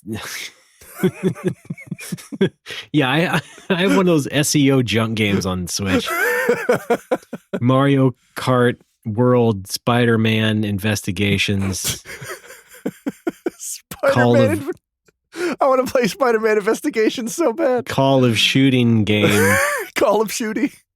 Hentai Puzzle. A lot of hentai Deluxe. games. It's on sale for 1 cent. Sex is coming back in a big way. Down from $1,999. Oh. Launch special, 1 cent. You know, yeah, wait a minute. You know how like who made that rich person app that was like $1,000? But if it was on your phone, you could just show it to people and it would mean that you're rich. Yeah, Let's right. do a rich person hentai game that's just awful, but we'll just find a couple of whales who own Switches who will buy. No, you got your head in your hands. No, it's I don't like that idea. Okay. First of all, I don't like the implication. Of what? I'm not a gooner. No, I'm just saying, it doesn't have to be like an explicit hentai game. It's just, like a day planner. Right. Remember that Austin Powers personal assistant game on the GBC? It's like that, but for the Switch. Yes. With Did you see that they had an unreleased sequel to that? What? How? Why? It was in that Nintendo Giga Leak. They made a second one of those, but they didn't release it in the end. Why? Who knows? Oh, Not wow. financially viable, it turned out. Did the first one do so well that they were like, we got to make a second one? No, I think they just planned 2 of them from the beginning. It was just They had so much leftover content. Yeah. It was like one of the first Rockstar games too. Oh, wow. Yeah. Yes.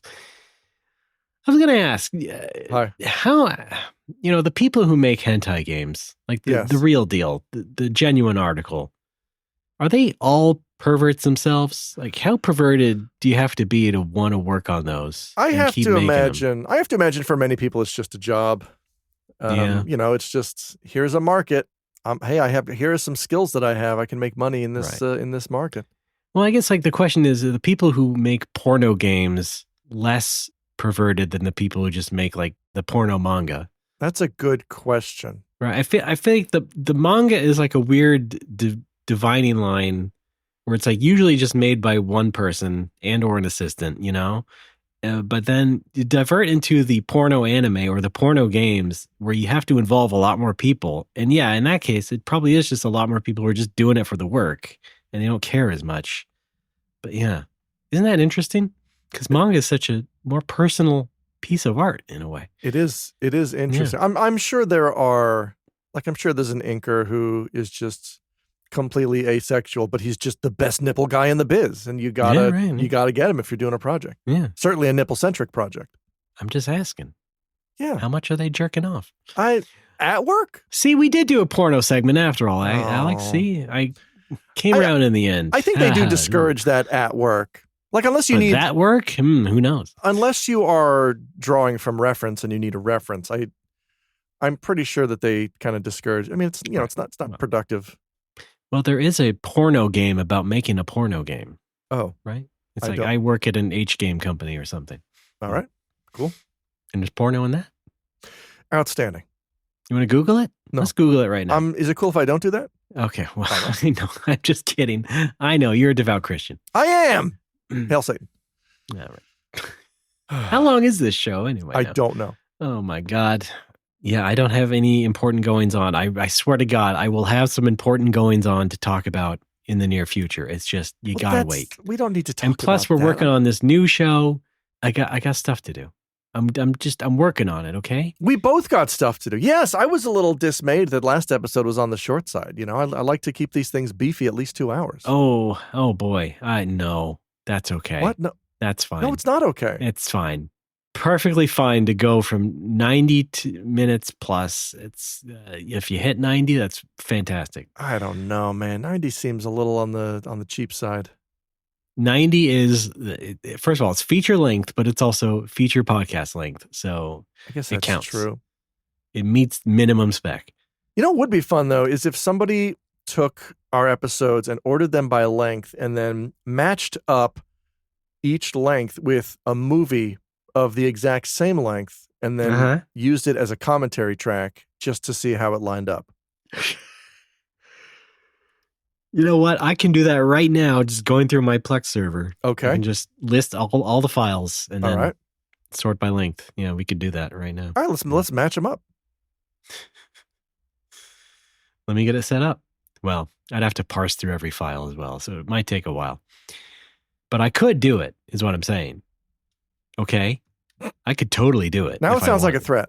No. Sorry, I just felt threatened. All right. Leo! But yeah, just to get back real quick to the whole YouTube thing, I have been thoroughly disappointed at how it takes me longer and longer to make these things because I really enjoy writing them and I like coming up with the classic dilemma. Yeah. Like this one, I mean, it took half a year for many reasons because I was closing the bar when I started writing it and then I lost my dad and then the video shifted focus halfway through.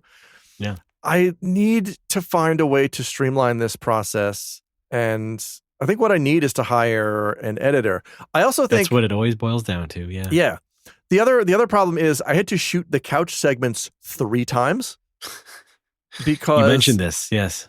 So I bought Blue Sky. I bought a camera specifically to do this. I bought the Sony ZV-1F, which is a vlogging camera. I'm like, that's good enough for me. You are 1F. I am 1F. You are but 1F. I am but 1F. That's how my butt is labeled.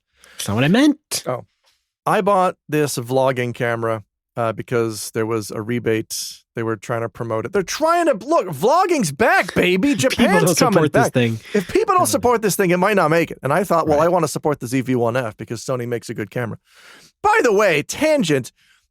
There was a very nice guy who listens to the show who came to the bar last year or a couple years ago who brought his family with him, and I think his brother has his own YouTube channel. And I'm trying to make. At the time, I was in the market for a camera, so I asked him like, "Hey, I have a question. What kind of camera do you recommend for doing YouTube stuff?" And his flippant response was, "Gee, man, don't you know that you live in Japan?" Huh?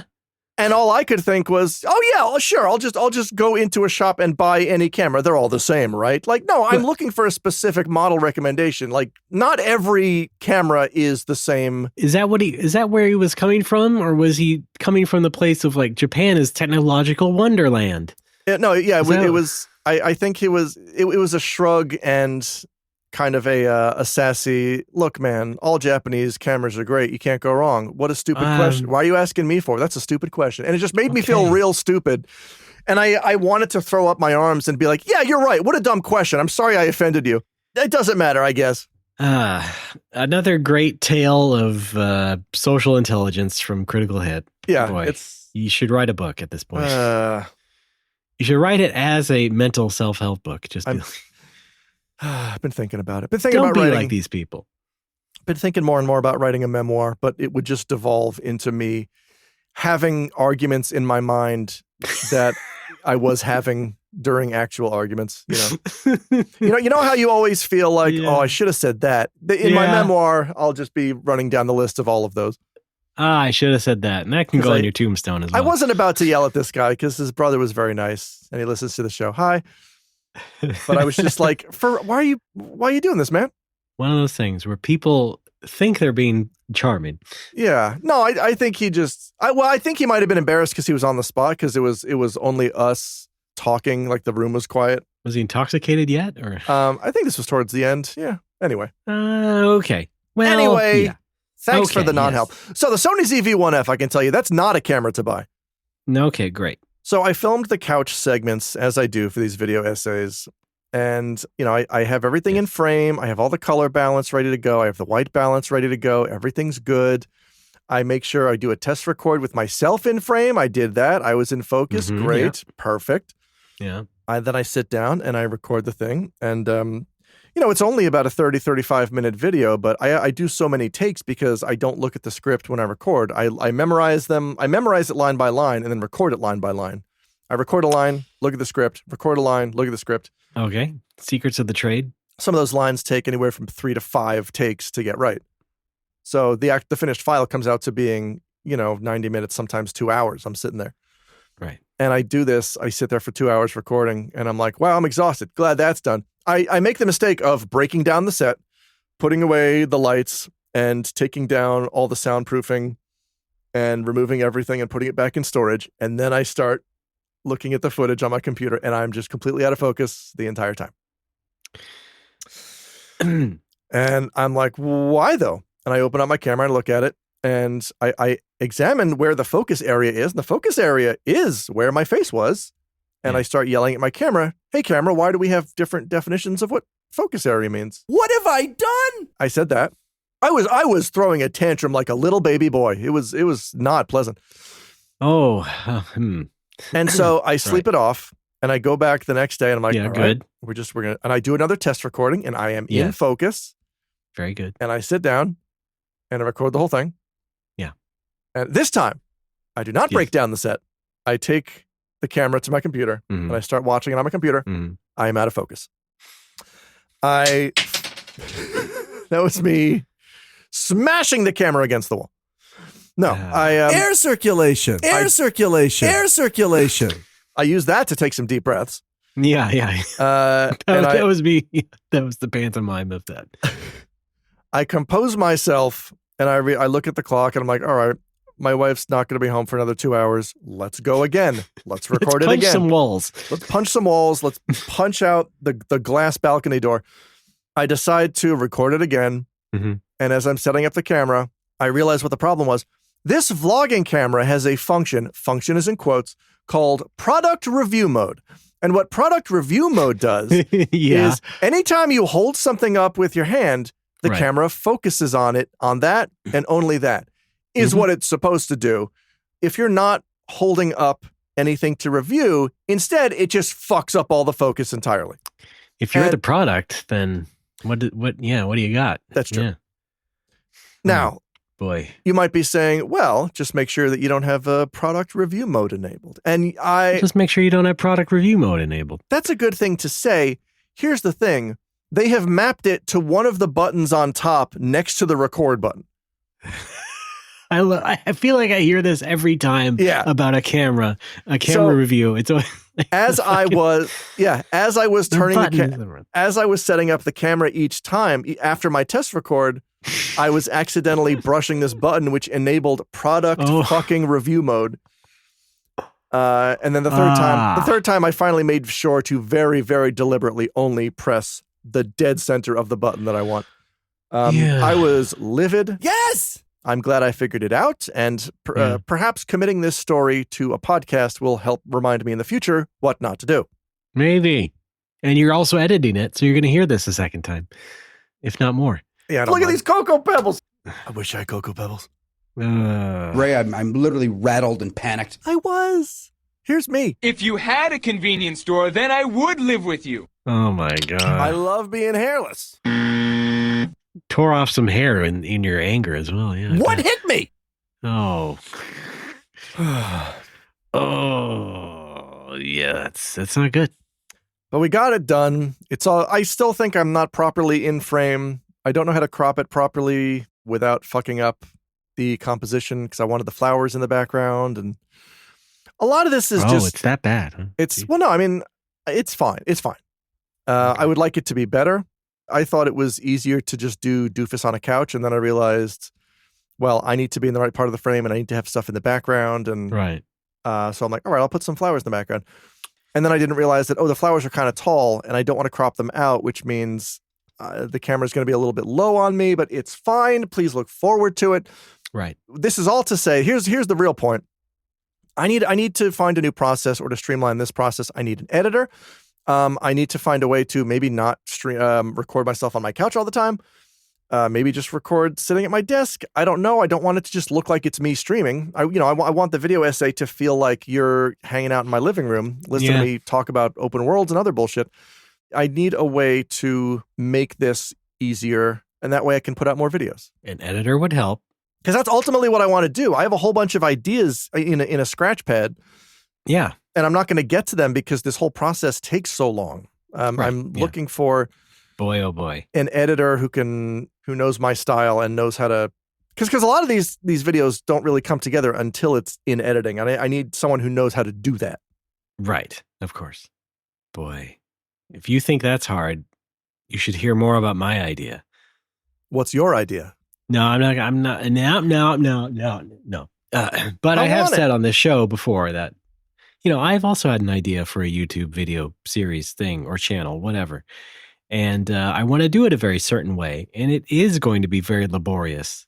And I have to figure out a lot by myself. But I also have to write it anyway. So whatever. But it's just like, I don't really have a point. I'm just like hearing you describe your pains. And I'm just like, boy, well, if he's having trouble, I'm going to be in a world of hurt.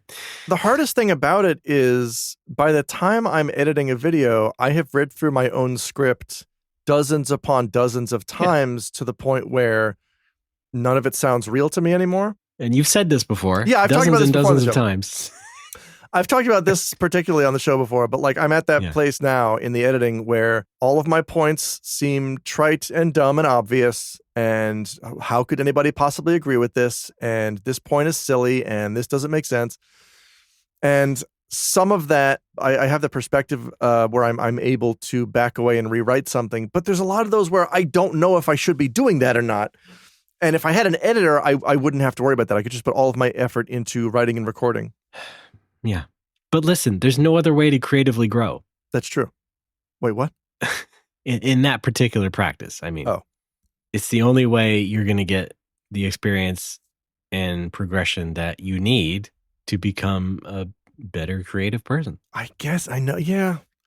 No, I know. Yeah, it's part of that process, but it's also, boy, I wish I could catch these things earlier in the process. Like that's also the other thing that you need to learn as you go on is like, right, how to have this kind of critical eye earlier in the process instead of, after you've recorded something. Because a lot of my videos, I'll record entire segments on the couch and realize, oh, that's not true, or that's not really what I'm trying to say, and I'll have to scrap it and just do it in ADR.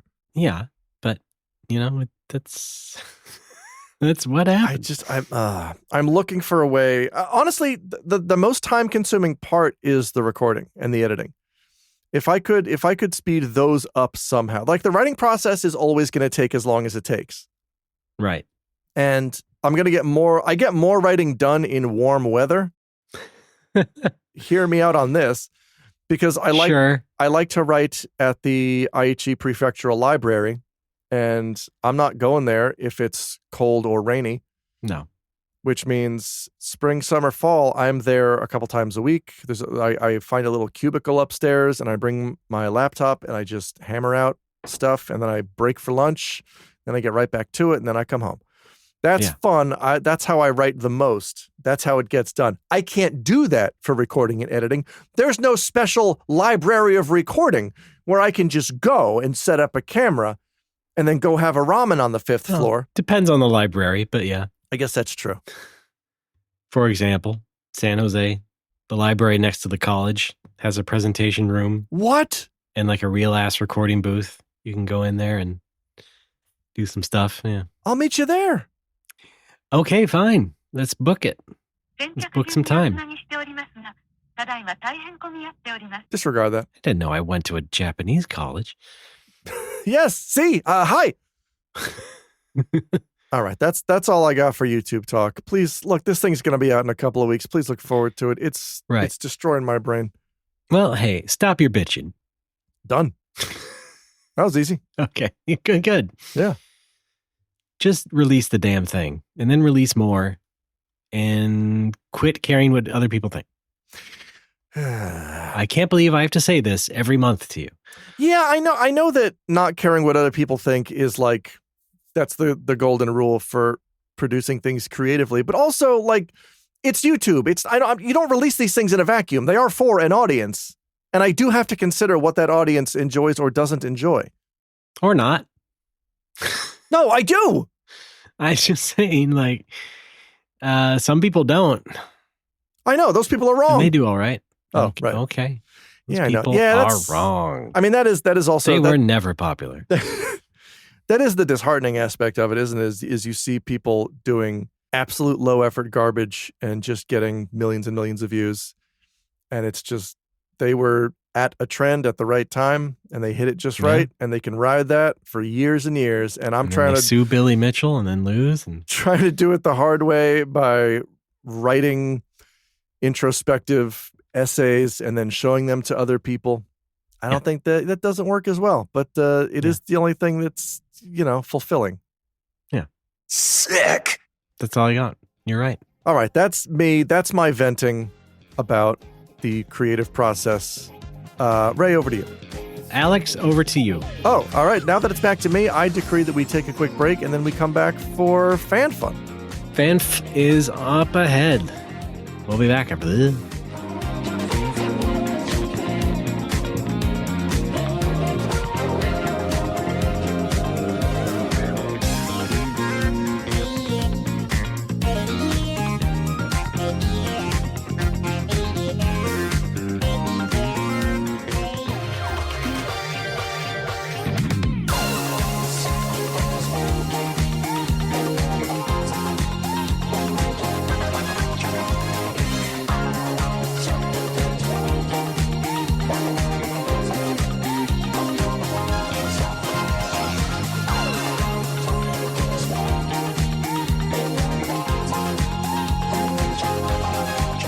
Folks, we're back. It's No More Whoppers. I'm Alex. This is Ray, shaking you. I'm jostling you, my little guy. I'm going to throw up. Don't. Oh, my God. Don't throw up. Why'd you eat all that cream of wheat? You let me. I did. It's good, isn't it? We have a podcast called No More Whoppers. We don't need to know that. You know that already. We have a segment called Phan Fun where fans call in with fun. Usually Alex's friend, but sometimes my enemies. Yeah.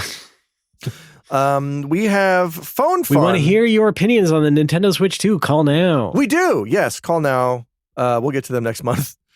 But this is phone fun. This is the first and only section of Phan Fun. We used to have things like Over Nerds. They got encompassed. They got all rolled up into phone fun. That's all right. They were bad. Sometimes. You can still phone them in. People should still phone in their Over Nerds. I fully support this. What is an Over Nerd then? It's been long enough. Let's reintroduce it. An Over Nerd is when you see someone in the wild being insufferable to and around other people in the way that they celebrate, I suppose, their own nerdery. It's okay to have nerdy hobbies. We all do. There is an element of tact and social grace you should have, though, when you practice them in public. Right. And if you think it's just because they're autistic, then maybe you don't need to tell the story. But, I mean, well, depends on how you feel. On many factors. Oh, my God. Big spider. Gee. Whoa. Let me see. Put it on camera. No, I can't. Oh. Is he shy? It's Dad. Blue. Damn, California's wild. Oh my God, it's getting in the PS2 box. It wants to play Kengo. I only have Kengo 2.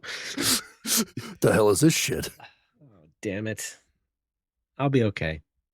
Oh no. We love all God's creatures here. Why don't you close the box? I don't have the lid. You have a PS2 box with no lid? Oh, it's a box of PS2 stuff. Oh, I see. Oh boy, let this be a lesson, folks. Always have a lid. Yeah, continue. So, phone calls, we take them. Why don't you give us a call at 805-NMW-TALK. That's 805-669-8255. Like this Tell us your spider stories. Tell us your spider stories like this person will. Today, I just heard something really interesting. How you played Salem on Sabrina the Teenage Witch apparently worked on a pilot with Joel Hodgson from Mystery Science Theater 2000 called The TV Wheel. I found that really interesting and wanted to share it with you. That's about it. Keep up the good work, and I'll looking forward to the bonus show. Thanks, Mystery Caller. Yeah, Nick Bakay. Yeah. Wait, what? Is that who that is? That's who he's talking about. Yeah, a comedic actor. Oh, you know what? It's also possible. Sorry, it's possible that the beginning of the call got cut out. Yeah. Because he was talking about Nick Bakai. Yeah. The first 5 seconds of the call are silent when that's probably when this important information was mentioned. The voice of Salem on Sabrina the Teenage Witch. Yeah. Yes. Okay. It might not have been their fault. It was probably Google Voice or something. Who knows, right? Okay. Nick Bakai. Nick Bakai, if you're listening, please write in. We want to hear more about you and from you. He has that distinctive voice, but he's been on a lot of stuff. He was on Seinfeld. What? He was actually, I just looked up his stuff. Wait a minute. I know that voice. Sorry. No, guess who he played on Seinfeld? Jerry? Carl. What? It all comes in the back episode to Carl. The Smelly Car. Who was Carl? I don't know. Carl in the Smelly Car. What? It's still there. No, it can't be. I shampooed, I rinsed, I repeated. It's still there. I smelled it. I don't smell anything. Here, take another smell. No. No, here, just one more smell. Please. Yeah, he was on In Living Color a couple times. Okay. Take it from me. It's all right to be in living color. And TV Wheel. And then quickly after that was on Sabrina and made more money than to keep himself comfortable, I'm sure. Yeah. And also the Norbert on Angry Beavers, the big Angry Beavers guy. If you watched a lot of Angry Beavers, kids, okay, you know Nick Bakai pretty well. Okay, let me take this back to my original question, I guess. How did this come up? Why did this person call in telling us about Nick Bakai? This is the kind of calls I want. Just like, hey, if you were in a Wikipedia rabbit hole, let us know about it. And if that rabbit hole led you to Nick Bakai, yeah, please. Oh, was that your action item from last episode? No. Oh. I'm saying this is just the kind of thing I want. Okay, all right.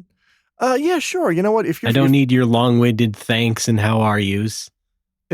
Just give us the good stuff. If you're falling into a wiki hole right now, just blow through the last 3 articles you read. Let us know what they are. I mean, yeah, I include TCRF in that. I remember there was like a Wikipedia game where you hit random article and you see how many clicks it can take you to get to Jesus. Yeah, okay. Let's do that. The early days. Let's do that with Famicom. I want folks to hit random article. Get us to Famicom. Tell me how many clicks. Okay. Tell me how many clicks it took you to get to Famicom and what those entries were. Yeah, okay. Call now, 805 NMW Talk, 805-669-8255. I like that. Yeah. Let's do that. We got stuff to do. Thank you, caller. 805 NMW Talk. That's right. That's the number to call. East of the Mississippi, west of the Mississippi, it is the same. That goes for anywhere on Earth. And Alex, I did remember that you said it, so I will not make a bad reminder of it later in the show. I kind of like it when you do, though. It's now our tradition. Oh, I see. So it wrapped around from being a real annoyance. Yeah, to now to being a fun thing. Yeah, I like it. I like it a lot. No. Aw. I refuse. I don't want to risk you getting mad at me again. Why are you half on camera? I'm getting mad at you now because you're not on camera. I'm hiding from the spider.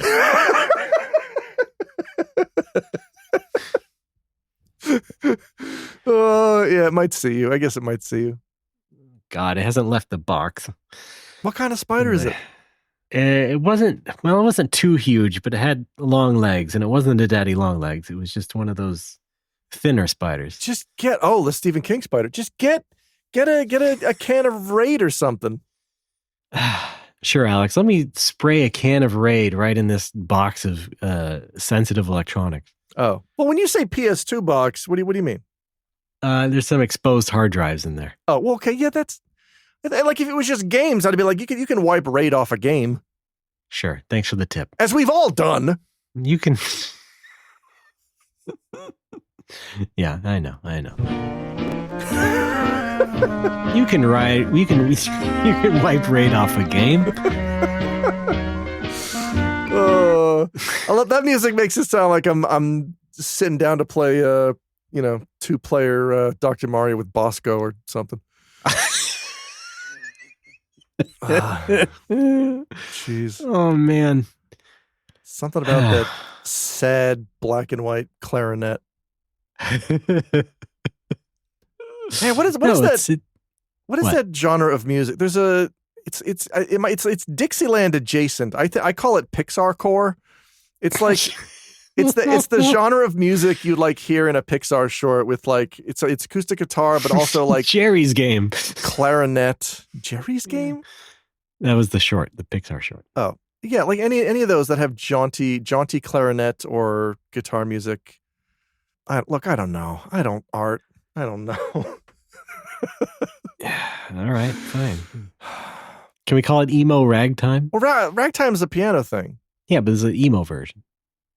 But it's not piano. I don't think. It's more like Dixieland. Is ragtime strictly piano? I didn't actually know that. I thought it was like Scott Joplin. The Entertainer.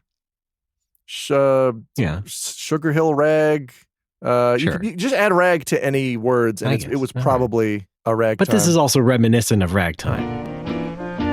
No, I don't think so.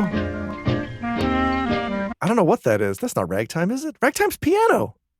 I thought ragtime was only piano. It's evocative of ragtime, wouldn't you say? No, you already said no. Ragtime is more upbeat. Definitely, of all the things I want to argue with you about, this is on the bottom of the list. So ragtime is more Genki.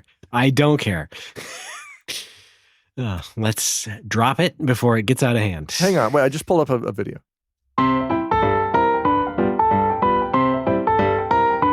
That's ragtime.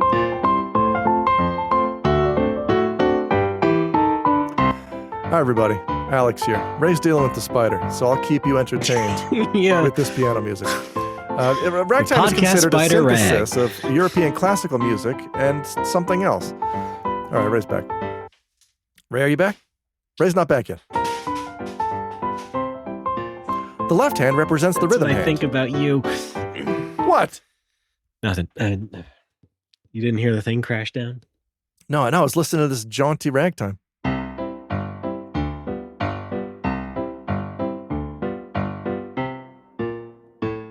The low notes mimic a tuba or other bass instrument. The chords communicate the harmony of the song. They also mimic a kick and snare drum pattern in a steady fashion. Oh yeah.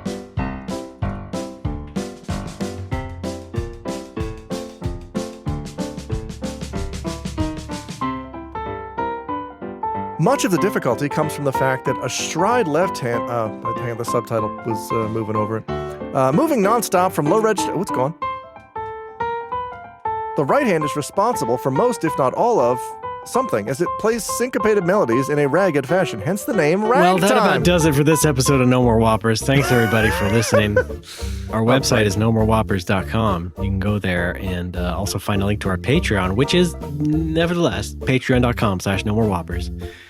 And you can find our lovely tiers, such as giving us $1 to be a gold subscriber or $5 to be a golder subscriber. And at that tier, you can get this show a week early. And pretty soon, we will sort of relaunch and have our extra bonuses. We're planning to have the $1 tier give you access to our side show, our after show, Sassafras. And then at the $5 level, you'll get our brand new show. And, all the other bonus shows that we did before that. So, yeah, that's what it's like on Patreon right now. Just that. But then we're going to have more stuff. Right, Alex? Yes, it'll be fun. Yes, you don't speak for me. No, I don't. We don't want you to. I mean, we don't want me to. See, I can't even speak right now. I need to go to bed. I need to eat a food. It is 3:45 p.m. and I've not had lunch. You know what? I had a light dinner and now I'm hungry again. So, well, let's eat together. Double bet. Yeah, can you send me a burger? I will put it in the mail. Okay. Also on nomorewhoppers.com is a link to our Discord. It's free for everyone. Come on, say hi. It's cool. Yeah, come talk with us. I like talking with folks on the Discord. It is fun. We had a lot of discussion about Switch 2 today. I feel bad because I don't participate in enough conversations, but I do read all of them. Every time I wake up, I catch up on what I've missed on the Discord, and sometimes I'll jump in. I participate in even less. That's true. But we're there. We're like your helicopter parents online. And also find a link there to our merch, shop.spreadshirt.com/nomorewhoppers. You can find shirts and stickers and pins and fun things. In case you really, really like us so much, it's another way to give us money. I hope you do. The phone number again, 805-NMW-TALK. That's 805-669-8255. And, well, we said enough about what you could be calling us about. But nevertheless, call us with something good. Shouldn't you? Yes. Okay. Not sure what the show word I was going to say was, but it came out as shouldn't us. We, you, me. Alex. Try this. Go to pitui.org. That's pitohui.org. You can find all my stuff there. Voiceover work, Twitch streaming, Blue Sky, a couple of blog entries even. Get to know me a little bit more before you move in with me. Wouldn't that be nice? Yeah. You can also head to youtube.com/Alex Fraioli and follow that guy. Don't forget to click the bell. Do people still say that? No. Because you're going to want to be notified when I post new videos. I also have a VOD channel if you can't watch me on Twitch. That's fine. That's fun. We have a great time. We have good fun together. Talking about Secret of Mana. Come on down. Seiken Densetsu? Seiken Yes Sensu. I'm really hungry. Oh, say can you see? That's the spirit, Ray. I've got to go. My website is rdbaaa.space. That's all you need to know. Thank you very much. Alex. Hi. Thanks for being a good sport. Anytime. Yeah, you actually were this time. Oh. How about that? Dick. Everybody else, keep your nose clean. I'll see you next time. Gold subscribers, stick around till after the show. Happy Easter! Are you ready for the hunt? We've hidden 400 eggs and 800 Ubers throughout the greater Houston area.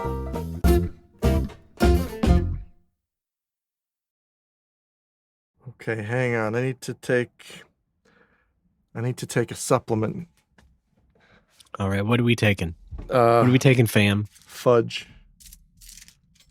I need to eat a little thing of fudge because I didn't have time to eat lunch, so I need something. Damn. What? Where do I get a fudge prescription? Dr. Choco.